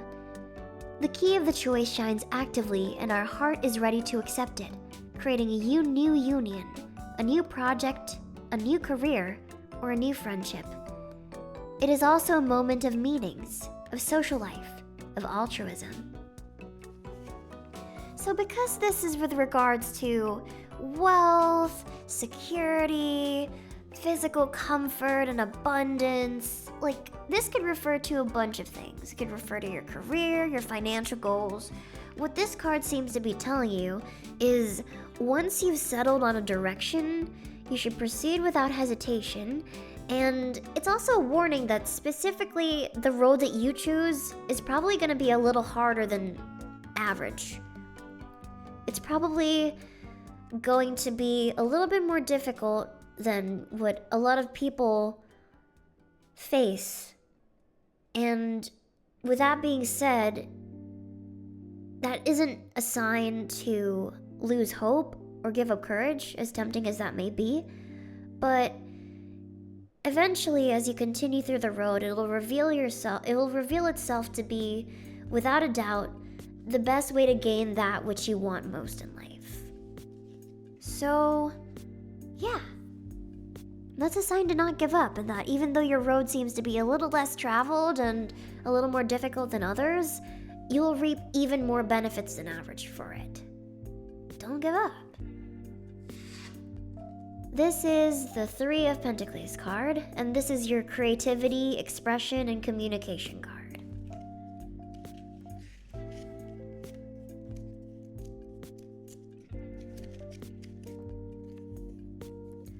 The first benefits or fruits of what we have invested or sown the seeds for have begun to arrive. 3, a particularly active number, combined with Pentacles, brings about a powerful expansion and a positive outcome where perseverance is completely repaid. Only haste or a certain immaturity in management could bring about problems, weakening, incapability, or disagreement. So what this is saying is that you're about to reach a breakthrough. You're about to reach a creative breakthrough. But this is something that you should let come in its own time, because you can risk ruining it if you act too much in haste, if you act too quickly and impulsively to get it. Breakthroughs sometimes arrive in a very spontaneous way, but this seems to be a breakthrough that has been brewing for a long time. It might be something that you're not even aware of yet. But what this really is saying is like, as long as you're patient, that patience will be rewarding to you in your creative and in your social goals. Yeah. This is your Page of Swords. This is your fire card. This represents motivation, energy, passion, drive. And the card that you got is Page of Swords. I don't think we've gotten Page of Swords yet. So, with perseverance, a spirit of observation and curiosity, the Page of Swords studies and inquires into the situation, accumulating experience in order to be prepared when the situation, which is now tranquil, could change. It propels us towards prudence, weighting and calculating carefully the various elements in the case of unexpected events or exams. Be prepared by evaluating all the possible openings or outlets through which the situation could degenerate or vent. So if this card is telling you, like, hey, in your creative life, you need to let the fruits of your labor come to you in the way that they were meant to come to you, this is saying that you should be very aware of the times where your impulsivity or negative things could get in the way of, giving your life the patience and care that it deserves. And that's probably going to be a little hard. But that's why you need the reminder. There's a lot of synergy between these cards in particular that I'm noticing. A lot of synergy. All of these point towards several things in your life reaching a climax point after having been cultivated and grown and maybe even mulled over for a long time. But just because you're close to the finish line doesn't mean you have to sprint.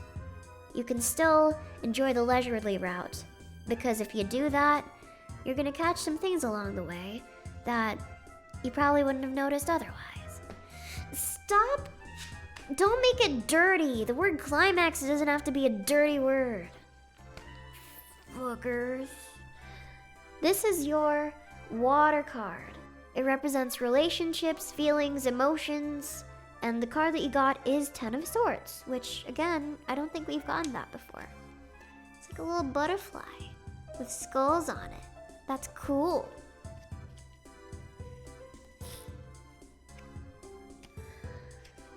Whew.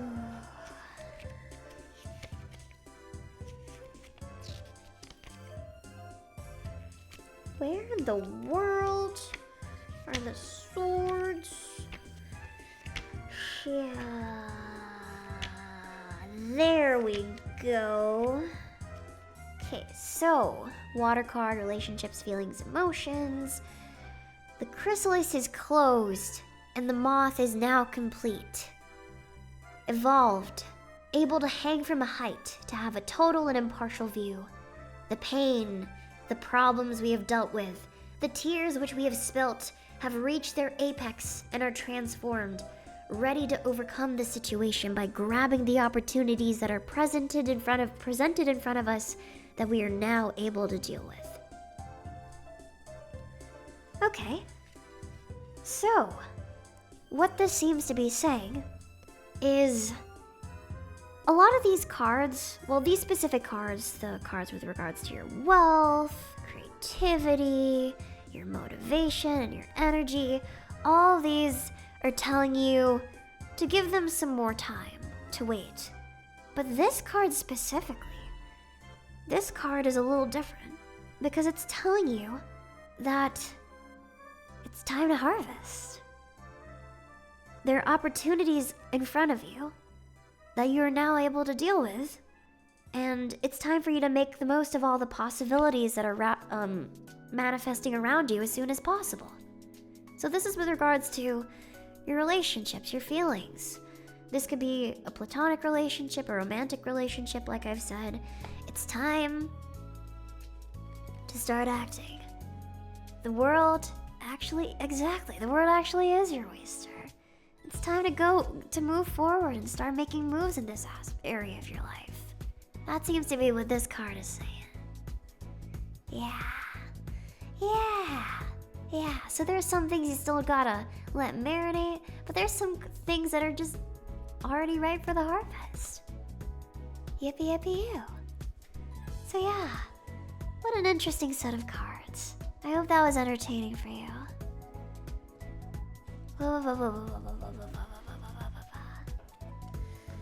Hoo-wee. Oh my golly jeeper wowzers. Should I do one which is just a reading for chat? I mean, like I said, all for fun. If this can help even one person think of something in greater depth, then this has been useful. But if not, it was very entertaining. General help? Maybe I should find a different arrangement for chat. That doesn't mean I'm not going to be reading individual readings. I just want to see. What's another 4-card spread that could be interesting?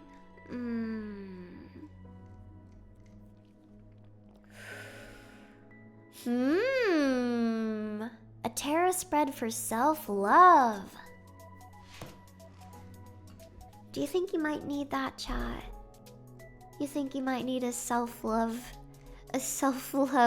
tarot spread? So this is what this spread seems to be. The 4 cards that I will be pulling will represent 1. Reasons to be proud of yourself. 2. Things that you should be aware you bring towards those around you. 3.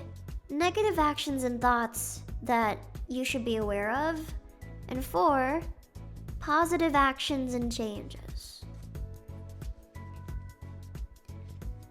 I think this could be useful for those that are struggling with self-love, and it can also be a good reminder for those who feel a little bit more assured in themselves to just be reminded of some things. Let's see. I'm just gonna shuffle these a bit more. You just like self-sussed? Good on you, bestie. Live your best life. I don't know. I mean, you're kind of talking to me, and I'm kind of the queen of self-suss. Okie dokie. Let's start drawing some cards.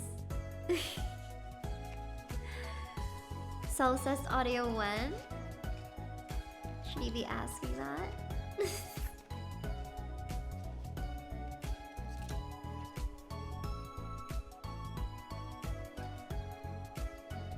Have you had that map for 15 years? Because South Sudan isn't in that map? It's a pretty old map. Okay. So, this card is reasons to be proud. The sun. This is for Chad.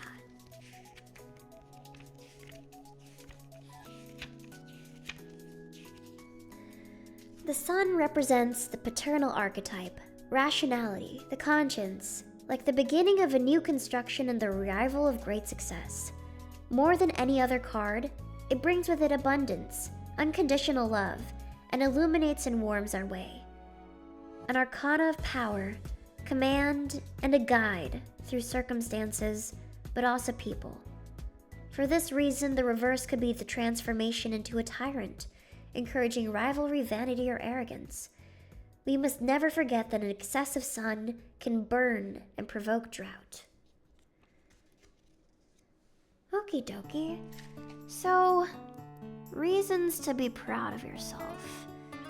The notes here mentioned unconditional love and abundance as things that are inevitabilities in our future. And I think a lot of one big thing that I've noticed a lot of people struggle with is the idea that they don't have like the unconditional love that they need in their life, and that they always have to teeter-totter or like change certain parts of themselves to be liked by others and to receive the love that they want to receive.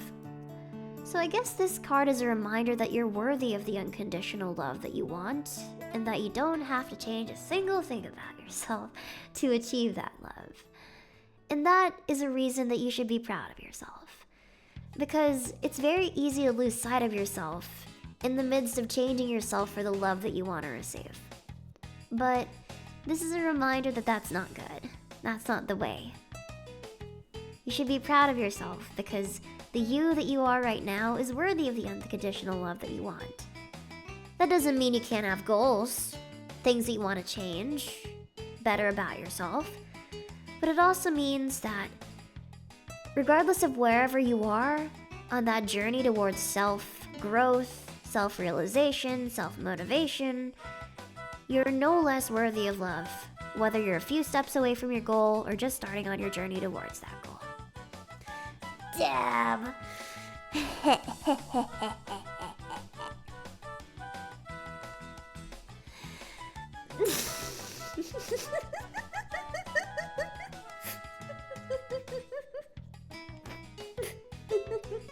I'm sorry. Oh, I was wondering why you kept saying mommy, and I was like, what? And then God damn it, chat. Card 2 is a reminder of the things that you bring to those around you.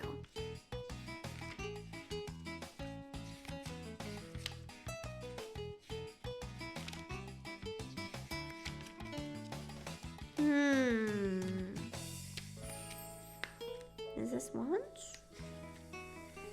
There is wands. It's cups. I need wands. Give me the wands. It's chalices. Where are the wands? I want the wands. Give me the wands.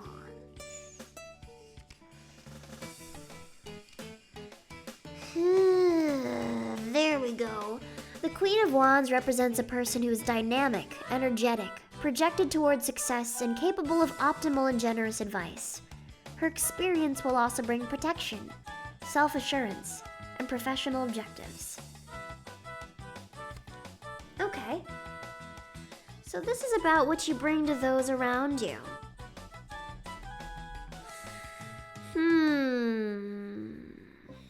This is interesting. I think it's a good reminder for anyone that they are capable of being a positive impact on the lives of those around them, and that, well, this is something that I noticed in a lot of my listeners specifically, because ASMR and the roleplay genre tends to find people when they're a little dark, or like their mind is in a bit of a dark place and they need to hear very encouraging messages to uplift their spirits. So I think this card is a good reminder for those folks, and even the folks that already feel assured in themselves, that they are capable of working towards their happiness, and they're capable of being a positive impact on the lives of other people. You know, I think a lot of people forget that, and that's a reason a lot of people spiral, and that always breaks my heart to see, because I've seen too many people talk about how the world will be better off without them. The world would be better if they just, like, ran into the woods or ran into some kind of isolated area and never came back. There is always a tendency for people who are already in a dark place to spiral even further and let the darkness consume them. But when you think about it more, running away when you already are feeling isolated and actually isolating yourself doesn't solve anything. It puts you further and further away from the help that you deserve and need and will benefit from greatly. The help that will take you out of the spiral that you've gotten yourself into. So, really, what this card is a reminder of is that what you bring to those around you is an energy and a dynamism that can't be found in anyone else. And for that reason, you should not burden the world with the lack of your existence. You should stay here because it helps both you and those around you.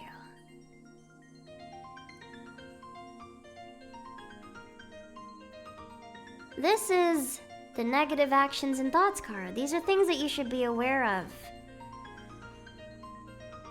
as potentially hampering your journey towards self-love. One of Swords. Interesting. Ace of Swords, rather. The Ace of Swords represents a strong conquest, force, intelligence that is penetrating and aggressive. A dynamic card aligned with high ideals, but for this reason it could easily become sinister, bringing on excesses, violence, and extreme behavior. So what this is telling me is that a lot of people in chat are not letting themselves have enough self-love or practice enough self-love because they have so many exacting standards on what they need in order to deserve it. Like, how can I be somebody that I'm proud of if I haven't even done this? Or if I haven't even been able to achieve this? How can I be somebody that I can be assured in? How can I even trust what I have to say or what I think or what I'm working towards if I haven't even achieved this? Or if I'm so far away from what I thought I was gonna do or what I was supposed to do. What this card is a reminder of is that if everybody thought like that, or if everybody held themselves to those exacting standards and genuinely believed those things about themselves and let them prevent them from loving themselves the way that they wanted, then the world would be a far, far, far more miserable place. It is patience and understanding that goals change, that life changes, and that things beyond your control prevent you from going down the path that you once thought that you were gonna go down, that really just brings things into perspective. I mean, I'll be real with you, chat. I definitely didn't expect that I was gonna be a VTuber. I had a very, very specific career trajectory in mind before I started doing all this, and I found myself falling more and more out of love with it the more that I did this stuff. And like my whole lore, my whole lore is that I had something set out for me that I just ran away from because it just didn't feel right, and I never felt like I fit into that life that was planned for me, and I'm happier for it.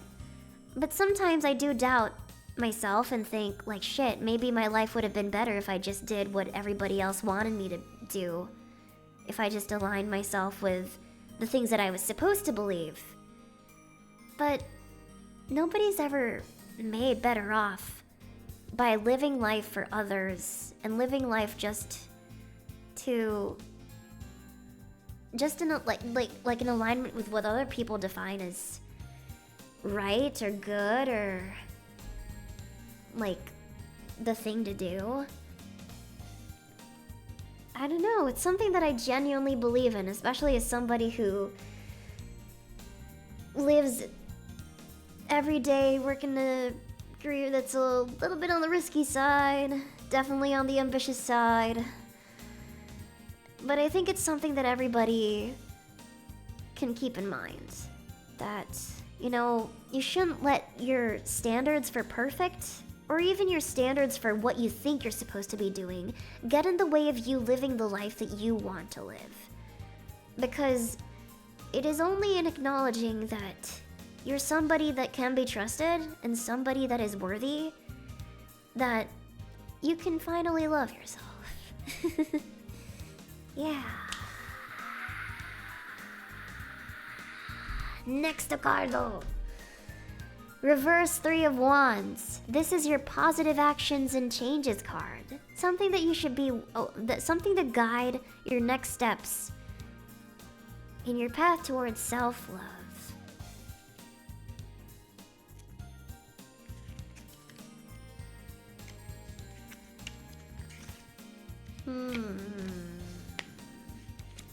Don't be scared of reverses.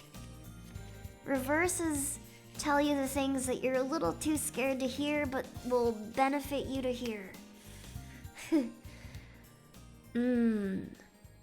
3 of Wands reversed. A dynamic arcana, active and positive, that encourages improvement and virtue through an explosion of vital energy. The 3 of Wands guides us towards new undertakings, the beginning of new occasions, and also new relationships that could lead to further business or affections. If reversed, however, this push can be obscured and interrupted, bringing with it negligence and a static situation. In this moment, you do not require too much external help in your path towards self-love, so you should proceed with energy towards this new creation of yours. That's a little ambiguous and vague, but I'm gonna interpret this as best as I can. Positive actions and changes.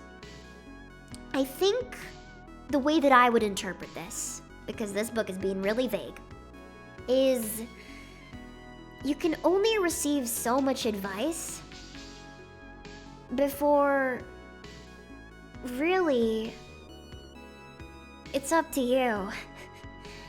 Like, a lot of people have access to amazing therapy services, all the self-help that anyone can ask for, but they don't change, and they don't get much better because there's a stubbornness in their heart or something like holding them back from achieving that which they really want to achieve.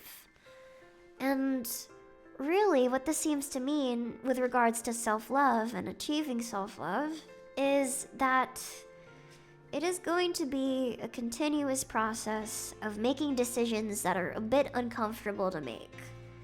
Every day you look in the mirror and see flaw, you have to make the uncomfortable decision to just nod your head and embrace what you see and find beauty in it even when you don't find beauty in it. Every day you wake up and recognize that there is a weakness that you have. Maybe you're a little bit more cowardly than the average person. Or you're a little too hesitant for your own good.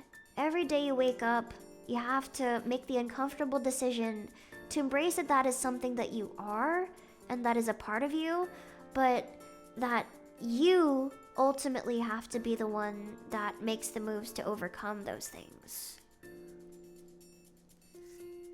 Because at the end of the day, even if you're surrounded by a lot of other people, you really have to take charge of your own life. And you have to be willing to see it for what it is. And that's uncomfortable. But it'll be okay. I'm like staring into the fucking void right now. I'm like, god damn. It's a bit of a bleak sounding card. But, you know, when I think of it, it's almost great. Because it means that I don't have to rely too much on other people's opinion when I learn to accept these parts of me that are preventing me, that I haven't been able to accept yet. And I don't think there's anything more liberating than that. Like, I'll be honest with you. I have a really bad habit of doom scrolling. And deliberately I actively look for negative things about myself because I always feel like I have to be on a path towards, like, self-improvement. But this year I've stopped doing that because it was hurting me. And it was a difficult decision because I was always thinking of it as, like, a bit prideful to not acknowledge negative things about myself or, like, things that I need to change. But when that becomes your god, when you start to focus so much on that, like, that in itself becomes, like, a negative thing that you have to improve. And so I guess this is a good reminder for me too, that sometimes you just gotta let go, embrace things, and work towards improving things in your own way, without letting the prejudice or negativity of others get in the way of that. You can be your own one, guy. Yeah. This got really fucking deep. I think it's because we did the self-love tarot spread that made this so deep. I hope it could help at least some of you. I know it doesn't always apply, and sometimes these readings can be a little off, but I like that reading a lot. Made me think about a lot of things. Yeah, I actually kind of like these general readings because I like doing the specific readings because they let me know that they can impact specific lives and stuff, but I also want to be able to do a reading for, like, the folks that aren't fortunate to win, because I think everybody needs to hear some of these things every now and then. Yeah. Let's do a reading for your old roommates. I can imagine a lot of people really needed to hear this, and even if it's not exactly on the mark, it's still an eye-opener to all that applies in their life or what they could be in the future, especially to those who have a habit of closing their ears to these things. I agree. That's why I love tarot. And, like, I'm not a spiritual person. I don't always believe that, you know, things are as connected to the cosmos or to mysticisms, as a lot of people may believe. But there are some moments like this where it almost feels like there is something kind of telling us these things when we need to hear it. It's fun. It's really fascinating. Mm-hmm. Gah.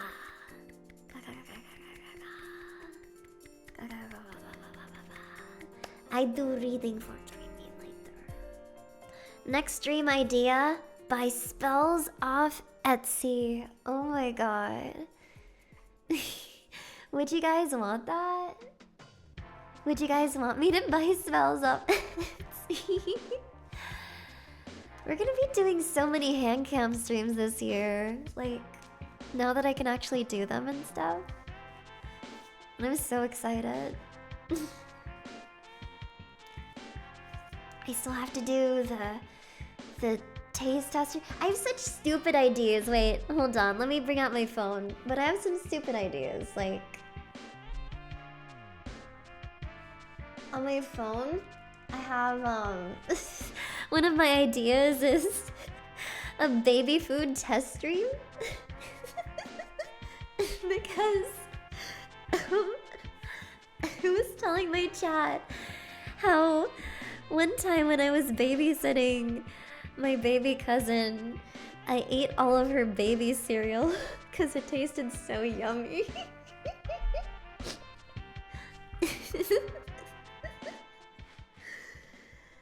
I ate like half of it because she didn't want to eat. So I was like trying to give her an example of like, I was trying to like, you know, be a good example to her.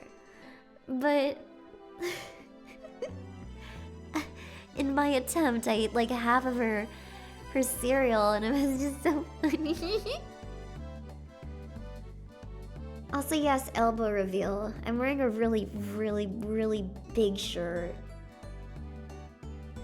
Because I wear those to sleep. I like to order really big shirts to go to sleep. Elbow reveal.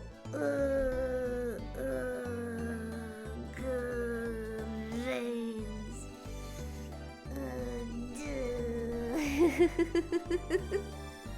Show my weenus? What the fuck? Why?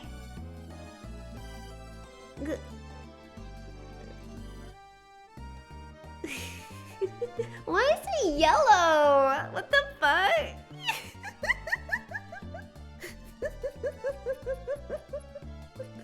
Why is my weenus yellow? I don't have what the fuck? You guys need to get rid of this jaundice thing that you're talking about. I don't understand. Oh, wait. Can we do one round of Cards Against Humanity before I get back to, like, tarot? I just have all my card stuff here. Give me a sec. Wait, no, my mods might hate this. We'll only do this for a little bit. Just one round. Cards Against Humanity is, like, scary because, like, I'm accidentally opening a box of, like, a lot of shit that might just be slurs. It's just... Oh my god. Okay.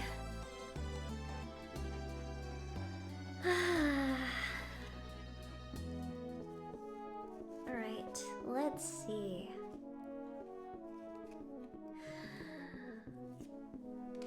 What's a girl's best friend? This is the Canadian version. I don't know if that makes it more or less offensive than usual, but we'll see. Okay, I'll pick 4. And then Chad gets to decide which one is the best. Okay. So nobody thinks I'm cheating.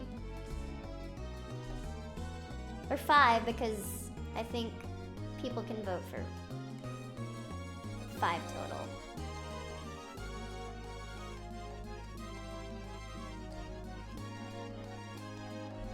Okay. I'm scared. What's the girl's best friend?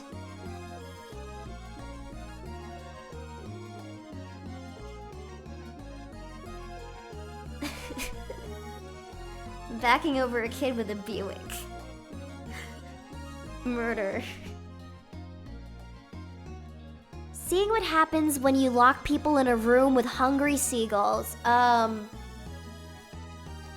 noticing a bit of a violent trend here. God forbid women have hobbies.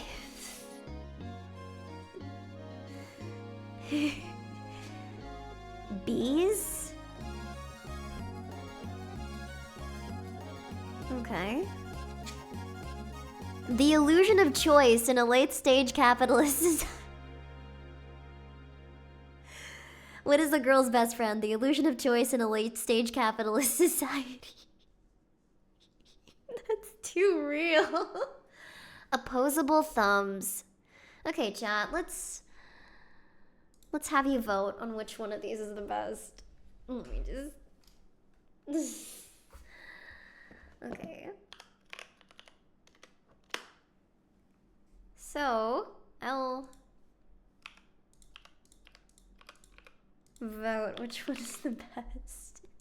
This one's 1. This one's 2.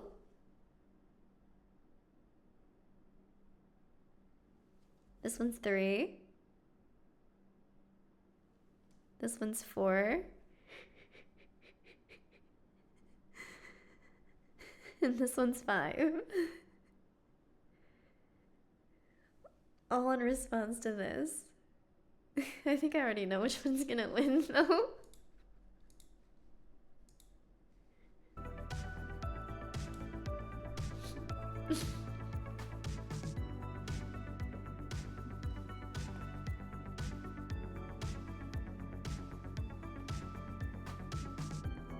Oh. Why is my face like that?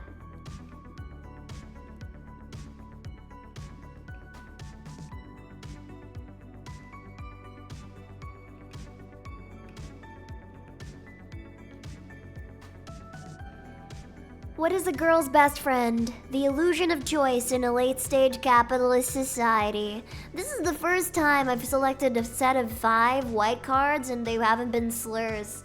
Good job, Cards Against Humanity. We're learning. Also, give me a sec. I'm gonna cough.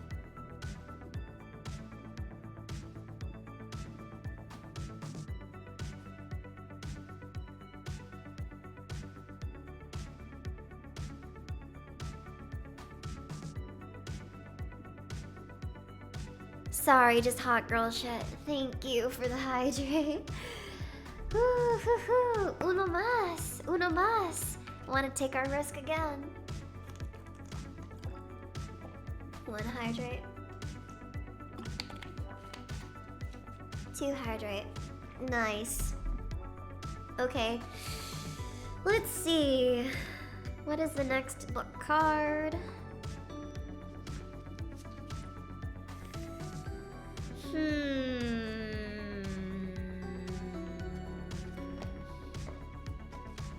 Oh, I dropped them. Shit. I can't pick that one because I already saw it.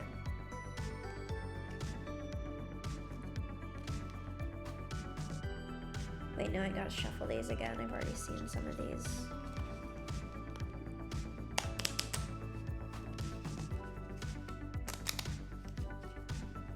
Okay. One. I'm sorry, Professor, but I couldn't complete my homework because of... Let's see.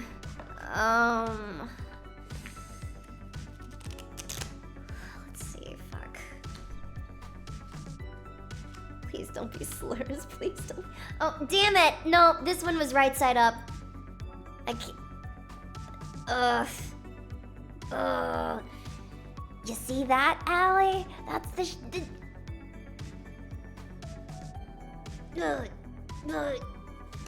Okay. Let's see. Glory holes.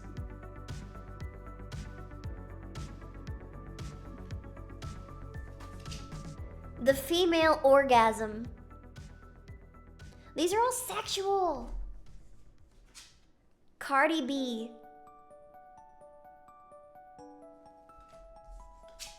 Clean drinking water. And finger painting. The prompt is, I'm sorry, Professor, but I couldn't complete my homework because of... And I'm gonna put a poll. We'll see how dirty chat is. I'll display the white cards again. Oh my god.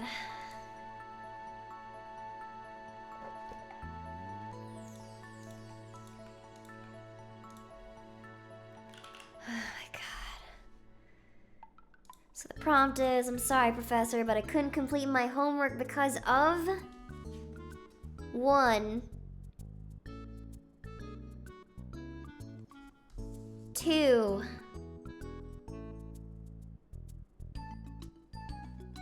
3. 4. And 5. Oh my god, I already know what the fuck is gonna win. I already know what the fuck is gonna win. Can already tell. I know what's gonna win. Oh, actually, I didn't expect that. I didn't expect that.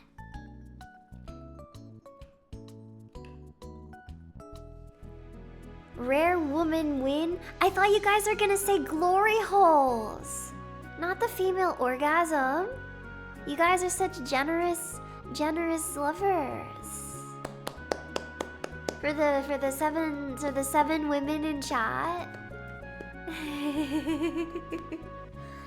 I'm sorry, Professor, but I couldn't complete my homework because of the female orgasm.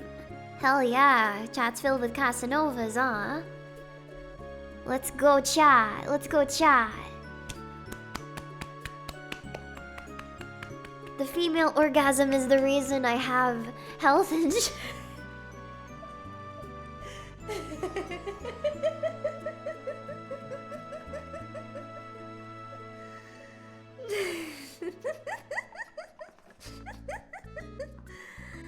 Oh my god. Oh my goodness. You just had a lovely sexually given. Okay, one more black card. One more black card. This is funny. This has been good so far. Okay. Shuffled. Why do I hurt all over?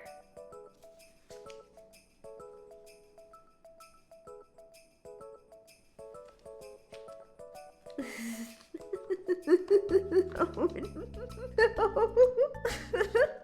Okay, here we go.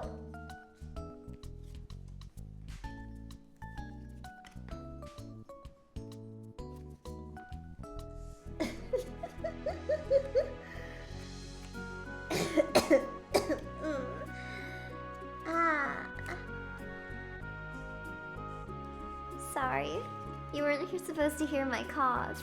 It's not very hot girl summer of me. First one, why do I hurt all over? Consensual sex. Telling a shitty story that goes nowhere.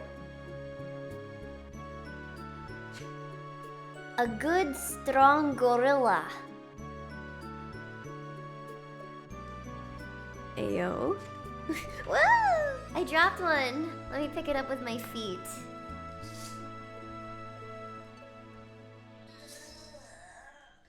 Oh! I did it!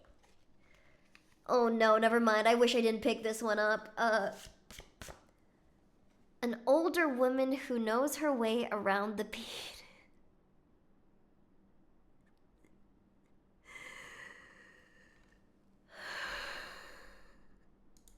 What's this one?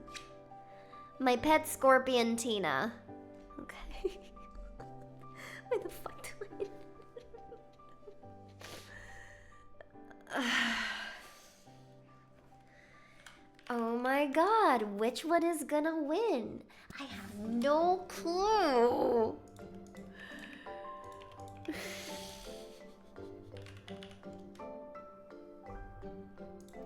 The question is, why do I hurt all over? The options are consensual sex for number 1.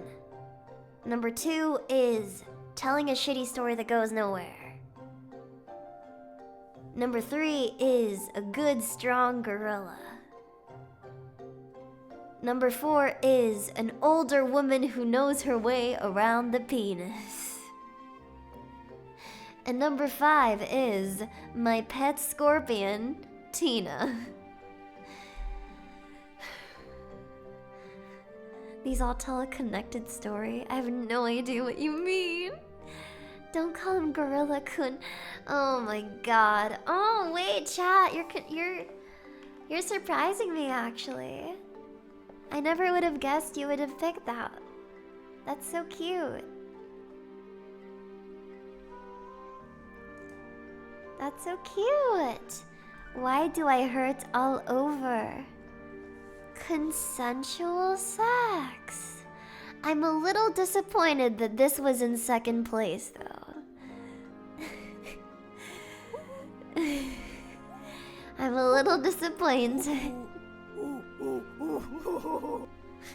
Why did you play the... Why did you play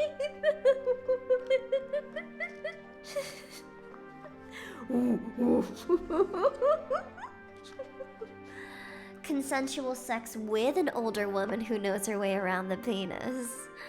Amazing. One more. Uno más, por favor. Uno más. Oh my god. Okay, let's see. Hey guys, welcome to Boston Pizza. Would you like to start the night off right with blank? I am fucking scared. Please no slurs. Please no slurs. Oh my god. Let's see.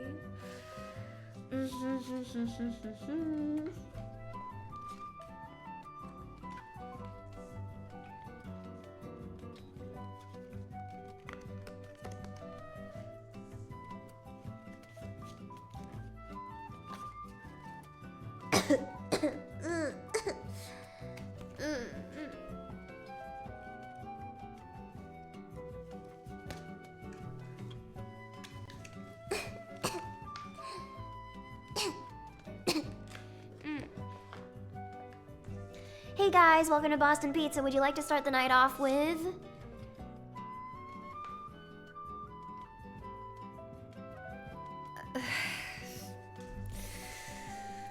Number 2. Being rich. Thank you for the hydrate.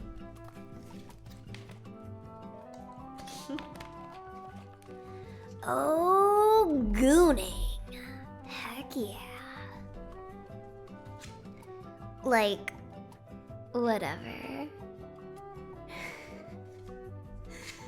Number 4, the Great Depression. Number 5, Nicolas Cage. Okay, Jekka from class of '09.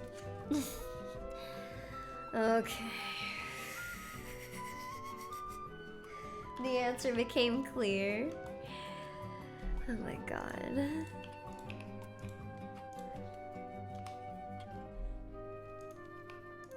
I love seeing the expressions on my face appear when I make these polls.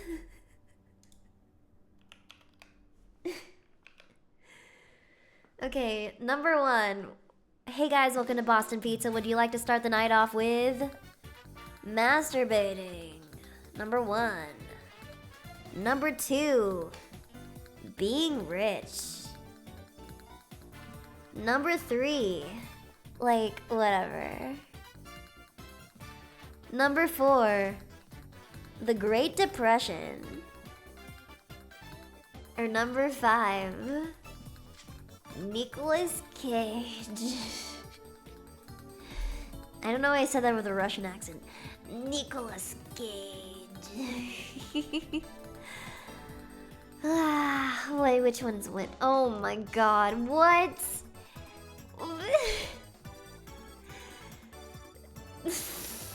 Should I even be surprised?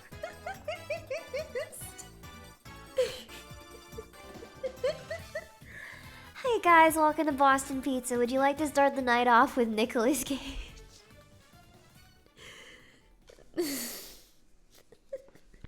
I'm glad Gooning didn't win. We're proving to the world that we're not just one-track minded.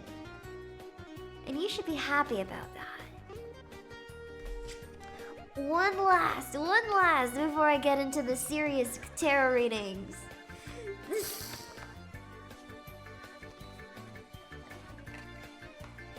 What is there a ton of in heaven? Let's see.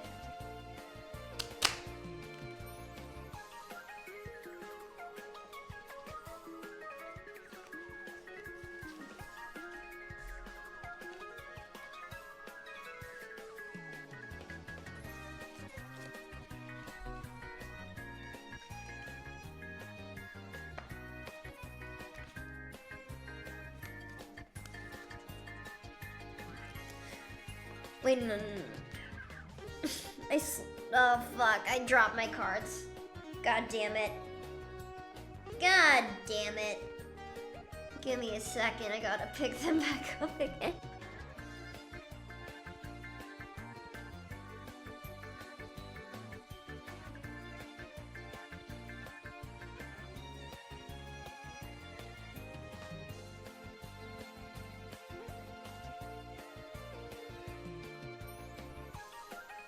Okie dokie.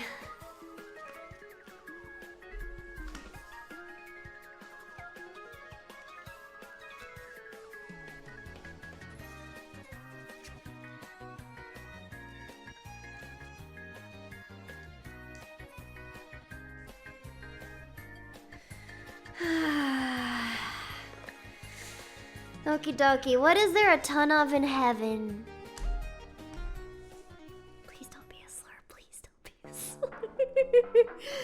I don't have the social cred to overcome a accidental slur on my stream. Literally begging to die. The death penalty.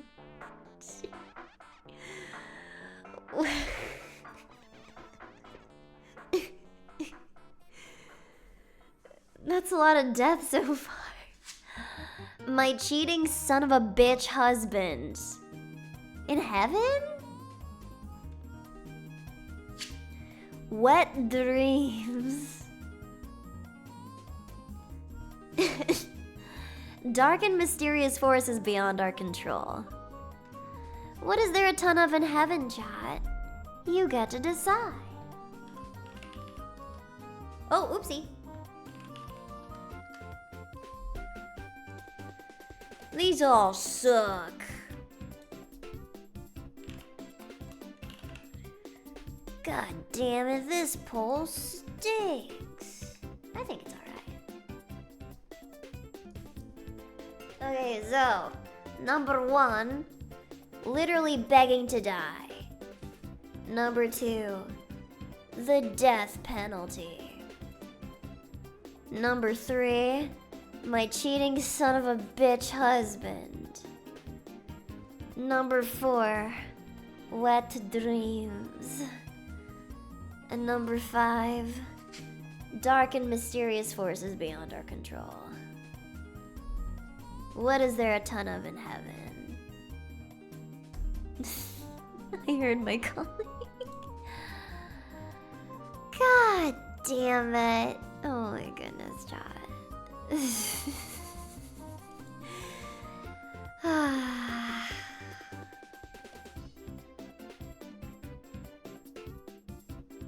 Should I be concerned? Ooh. What is there a ton of in heaven? Dark and mysterious forces beyond our control. Fair enough. Wet Dreams was a close second.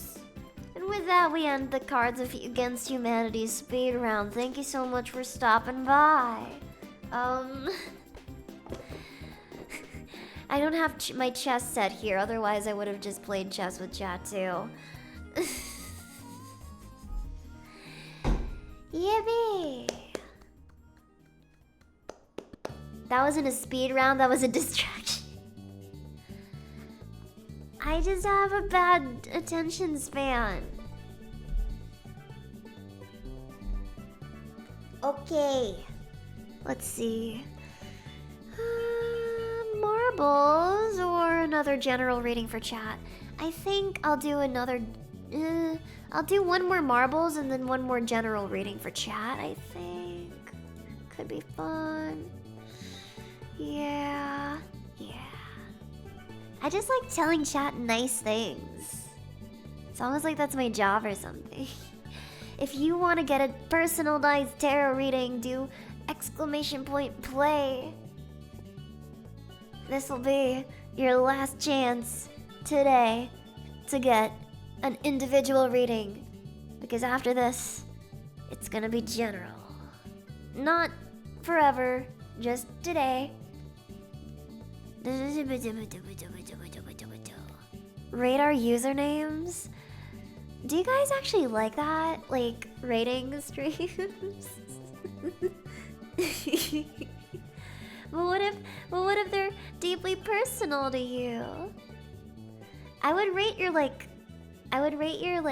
your food pics. Like if you're good at taking food photos.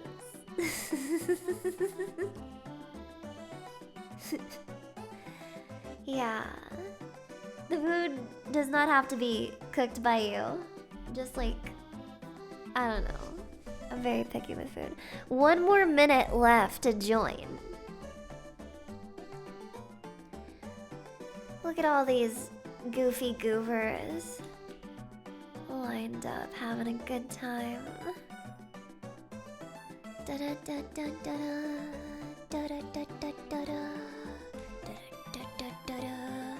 Setup rating? I haven't done a setup rating stream in like 3 years or 2 years.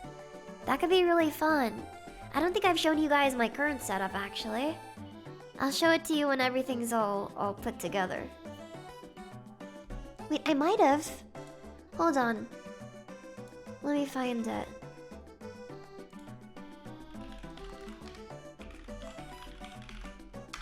Well, you're kind of seeing it right now.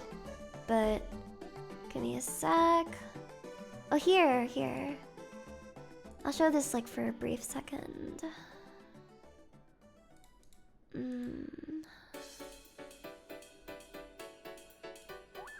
Here, this is my setup.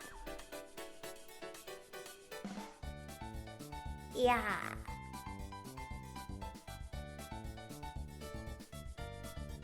And you can see me. That's me. You have your own monitor. That monitor over there. That's for you.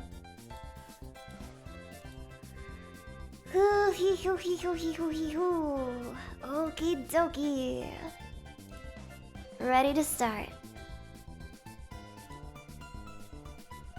8, 7, 6, 5, 4, 3, 2, 1.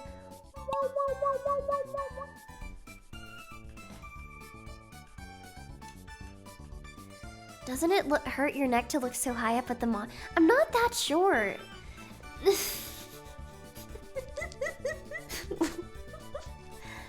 I'm not that short.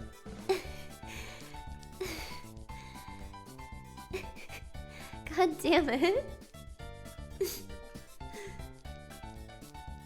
Dude, I'm not even 5'2" anymore. I remeasured, I'm 5'1".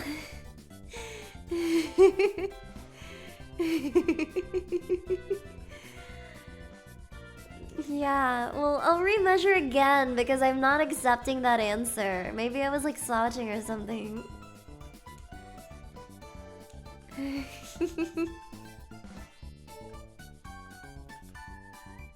5'1.5". Can I just say I'm 5'2" again, please? Please.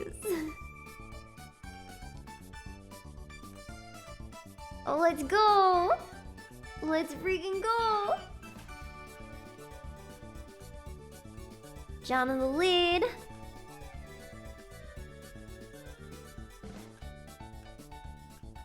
I think 5'2" is a perfectly acceptable height. Oh shit. Obama Joe Mama taking the lead. Oh, it's really anybody's game now. I'm not 5'5". No, I'm not. A lot of people think I'm taller for some reason, but I'm not. I'm pretty short. Obama Joe Mama.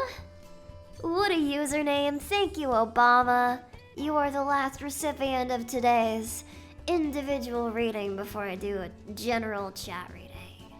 You get to decide what tarot formation you want. But if you don't have any in mind, I can just do the elements one if you want. Yeah. A tall Filipino, literally more rare than gold. Okie dokie. Well, I can just pick then. I'll pick. I'll do the elements one. Just to be fair. Dun dun dun dun dun dun.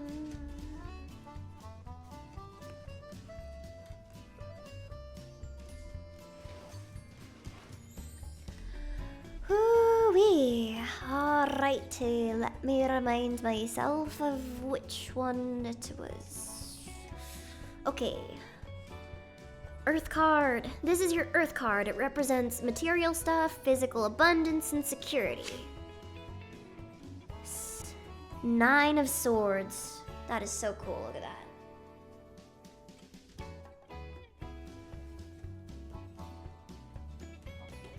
Whatever. Doesn't want to focus. Whatever. Ow.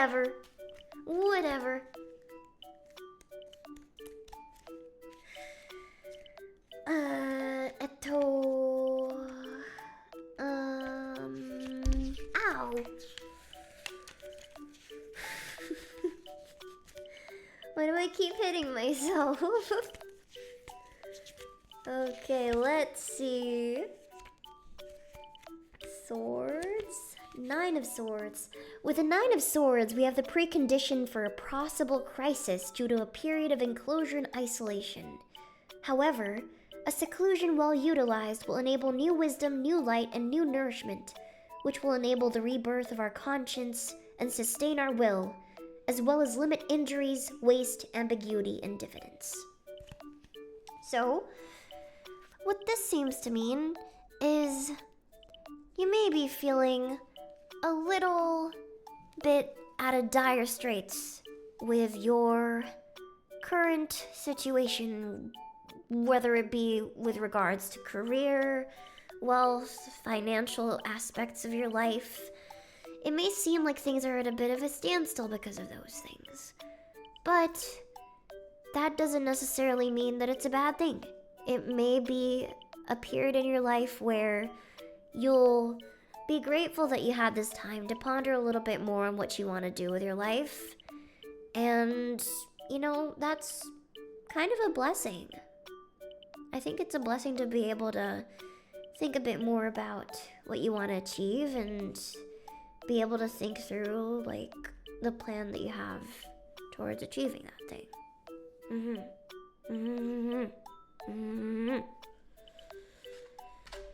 This is your air card. Communication, knowledge, creativity. 6 of Pentacles. You know what else is massive? Do not finish that sentence if you want to live.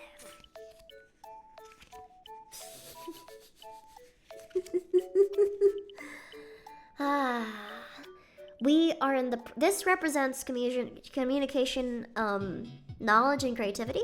So, Six of Pentacles seems to say, we are in the present, but in front of a precarious equilibrium, an alternation that swings like a pendulum between positive and negative. It can make our physical and our mental situation unstable, while waiting for a solution in an ulterior evolution. It will be time, fluid, and unilateral, never stopping, that will make the situation evolve and enable us to overcome eventual obstacles. Okay, so what seems to be the case is when it comes to, like, your social life or your creative life, it can feel like things are in a bit of a precarious equilibrium, like things teeter between extreme positives and extreme negatives. You feel like Allie sounds robotic today? I am completely sick. I am fighting a crazy fever. What this card seems to mean is that you need to be aware of your mind kind of, I guess, splitting, feeling like, things are really, oh my god, so back, but they could also be so fucking over, like just within an instant. I think it's a good reminder to just let your mind calm down. Assess things with balance and serenity. And in doing so, you will find the mental sanctity that you need to pursue your creative and social goals. Yeah. Did she leave us with an AI bot? No, unfortunately, I'm too stupid with AI, so all this is coming from me and my intelligent and girthy brain. This is your fire card. Motivation, energy, passion, drive. That's what this card has to say. King of Pentacles.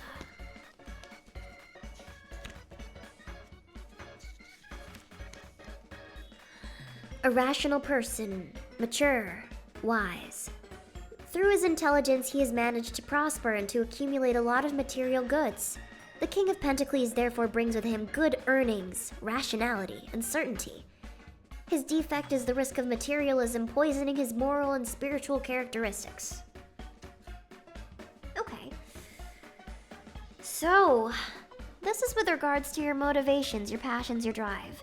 You might be the kind of person that is generally aware of where they want to go. But one thing that you should consider is in deciding that path, you need to possibly consider the ways that you can extend your energy towards supporting others. Because what this seems to be implying with regards to your motivation is that, like, the thing that you may be working towards or maybe wanting to work towards right now would benefit you even more, or may come in the form of, helping others. Helping those who seem to need support. Making those connections. And it is in doing that, getting out of your shell, getting out of your comfort zone, that you'll find a new route towards the things that you want to achieve. Important card. And this is the last one for you. The water card. Relationships, feelings, emotions. Yes, this is telling you to touch grass. Touch grass! This one is Ace of Wands.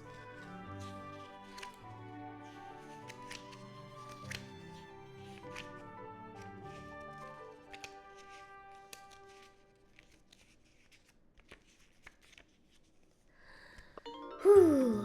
So this is relationships, your feelings, emotions, all the big old passionate, fiery, boobity boos.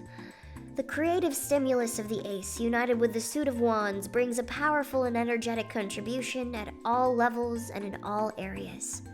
This card represents a new beginning, fertility, a birth, vitality, aptitude towards leadership and starting anew. This is a favorable time to start something new, above all, in the professional field. However, if errors have been made or incorrect evaluations or abuses of power are made, we will be obliged to pay the consequences, even particularly severe ones. So what this seems to be pointing towards is that you should start concentrating your energies towards a new and important undertaking and chapter in your life. And because this is your water card, it seems to be telling you that you should direct those energies towards cultivating meaningful bonds, whether they are existing ones, like nurturing existing ones, or starting new ones. And sometimes those bonds can be with other people, or it could also be just like strengthening your relationship with yourself. That seems to be what this card is hinting towards. It's a very powerful wand, a very powerful card. Yeah.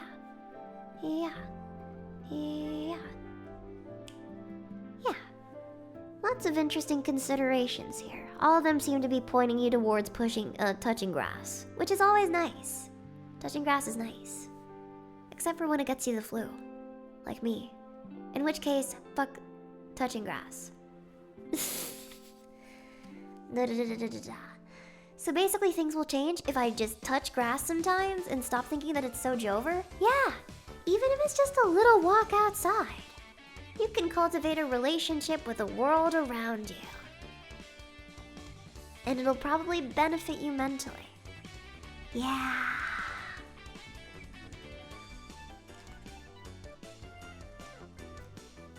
One last general reading for chat before I get really sappy and leave you with my warm message for the night. Let's see.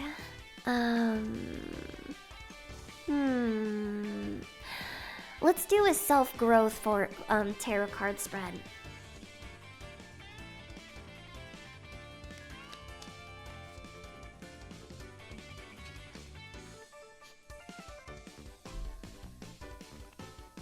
Andrew Tate is trying to become prime minister of the UK. Probably a publicity thing. Okie dokie, so this card over here. Let me arrange it like this instead. That's the recommended arrangement, but I didn't actually change anything. 1, 2, 3, 4. Card 1. This represents your past and how it affects your current situation. Card 2. This represents your current relationship with yourself. Card 3. This represents what you can do to be your best possible self. And then card 4 represents what you need to appreciate in yourself more. It could be fun. Hello, Ember Dash. Welcome in. How you doing? How you been? What do you mean favorites? I don't get to choose who wins the marbles. The marbles chooses who wins the marbles.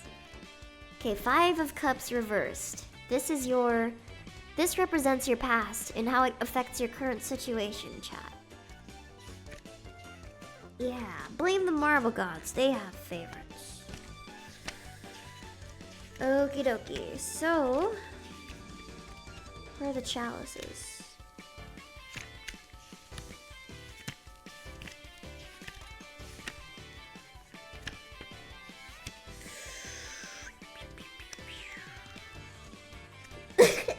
Sorry, I didn't mean to cough on you.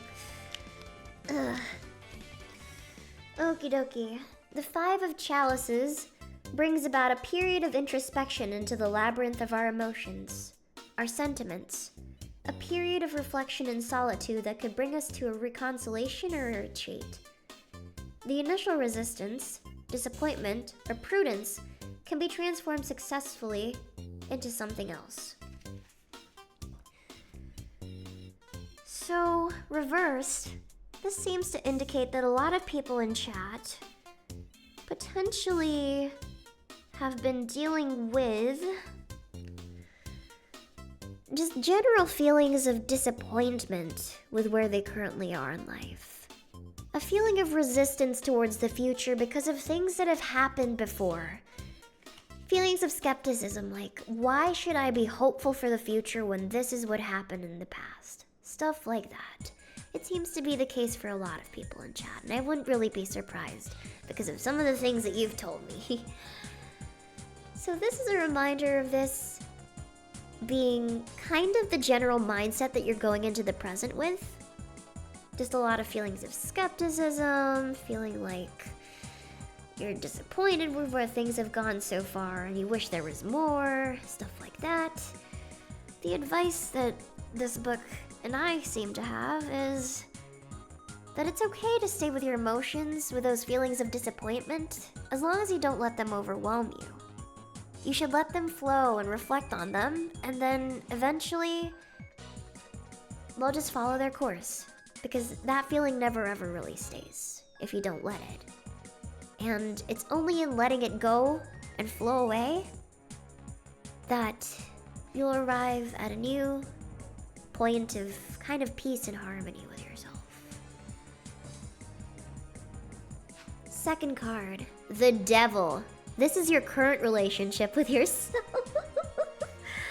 The Devil. Uh-oh, scary. Scary. Hell yeah. I'm seeing very different reactions. It's really funny. Hell yeah, baby, let's go. Let's see. Creativity and passion are at its highest point. The Devil is the source from which we attain will, audacity, and charisma onto the profound depths of the psyche and human subconsciousness. It pushes us to realize and liberate our true nature by encountering successes, contracts, and solid and lasting targets. So this is your present card. What this seems to be implying is that because your past was overwhelmed with so much skepticism, it can almost seem like those overwhelming feelings you sometimes get of hope and wanting things to be better and wanting to make things better is coming from a place that is irrational. But if anything, even though this card seems to be something you can't trust, I think it's a sign that these feelings of passion for wanting to change your situation, for wanting things to be better, for wanting to grow into the best version of yourself that you can be, even though it seems like that comes from a place of just doesn't seem like to be coming from like the best place or like even like a rational place. You need to free yourself from what you think you're tied to, from the skepticism that you've been letting overwhelm you, and become who you really are. You should follow your instincts, your inner passions. You should let that guide you. But you should also keep in mind that there will still be dangers and things that lurking about that you should be skeptical of, but you know, you need to overcome that. You need to let you control how you deal with that rather than letting it control you. Yeah. Yeah. This is a pretty ass card. Look at this. Also, these cards are painting a really clear picture so far, chat. Really pretty. Look at that.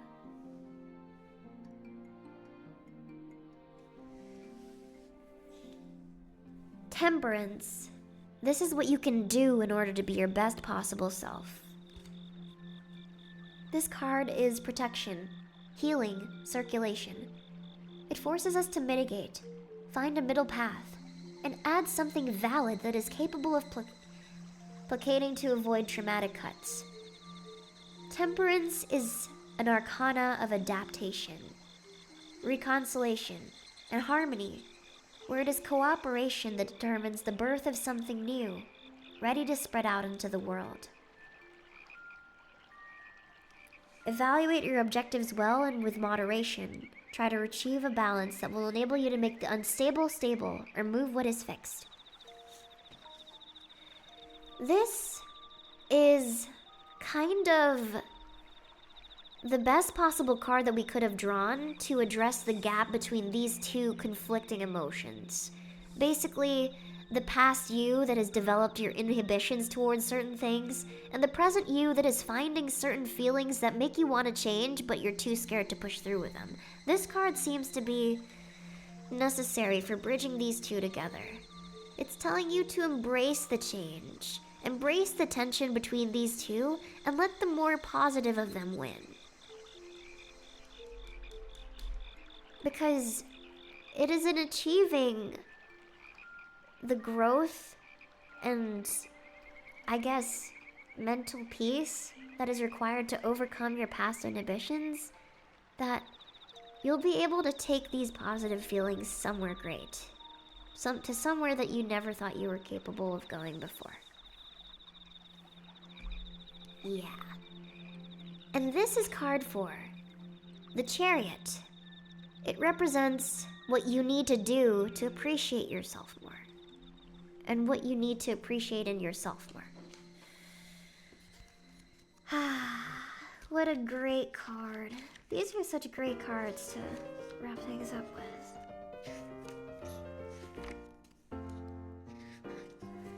The road has already been cleared and the Chariot is ready for action. To travel, conquer, spread our influence to the world, and inspire others in their own efforts. This is the dynamic arcana of control, triumph, and conquest. A dynamic harmony that pushes us towards a new beginning, an engaging phase that will see our efforts repaid. Act and take with courage the road that you have decided to face, while conserving a certain prudence in not letting yourself be overwhelmed by your emotions. Everything that you need to grow is already accessible to you. Now that you're aware of your past inhibitions, of the future that you want for yourself, and the way that you can overcome your inhibitions to work towards the passion that you found here, all you gotta do is go. You're ready. So fucking do it. Spread your influence to the world. Inspire others with the inspiration that you clearly have to be a better person. And you'll see your efforts repaid. But you have to be the one to take that first step. That's a beautiful card. Meh. You can remain complacent in your life. And live the rest of your life complacent. And that's okay. It's not bad to be boring. But you know what? If you find yourself being someone that doesn't want to be boring, then just fucking go for the things that you've been wanting to do. Because if you stick around waiting and moping, like, you know, you become a bigger obstacle to yourself than literally anything else you're pinning the blame on. I see a lot of people in my on like my server or on in my YouTube comments talking about how the bloodline ends with them, how it's all over for them, how they're never gonna get anywhere. But like, this is gonna sound so fucking alpha male podcast to me, and that's not my intention because I really don't like them. But after a certain point, the self-victimization has to stop. It really has to stop. Because you're trapping yourself in a mindset that is entirely of your own creation. I'm not telling you to escape the Matrix or anything like that, because I personally find that shit stupid. But I think even though it's easier said than done, a lot of the time the reason people are unhappy with themselves is because they perceive themselves as the target of a lot of failings that are not entirely of their own doing, and some people just need to start taking responsibility and seeing that like there's some shit that they're just doing to themselves. You know?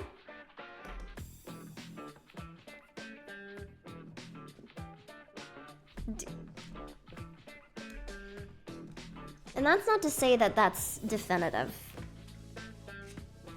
But there's a lot that you can do when you realize that there's a lot that's being overthunk that you can just go for. Like, I realize this every time I touch grass. That all the things that I overthink and hyper-scrutinize on the internet, or whenever I, like, get extra conscious of how, like, my body looks a certain way, like, whenever I go outside and just touch grass, like, all of it just disappears.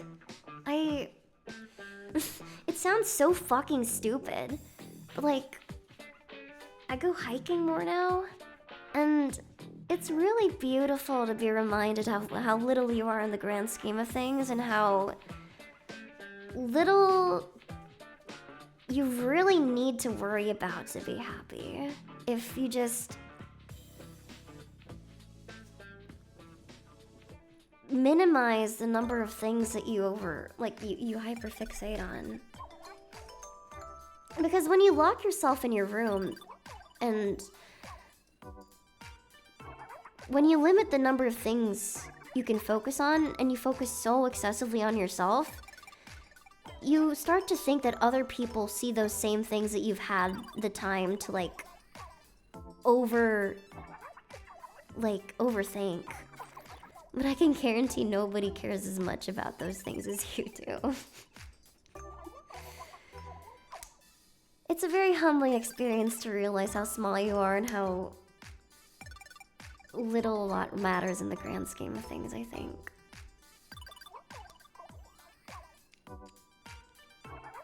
I think connection with the world, with other people, with a lot of things is very beautiful.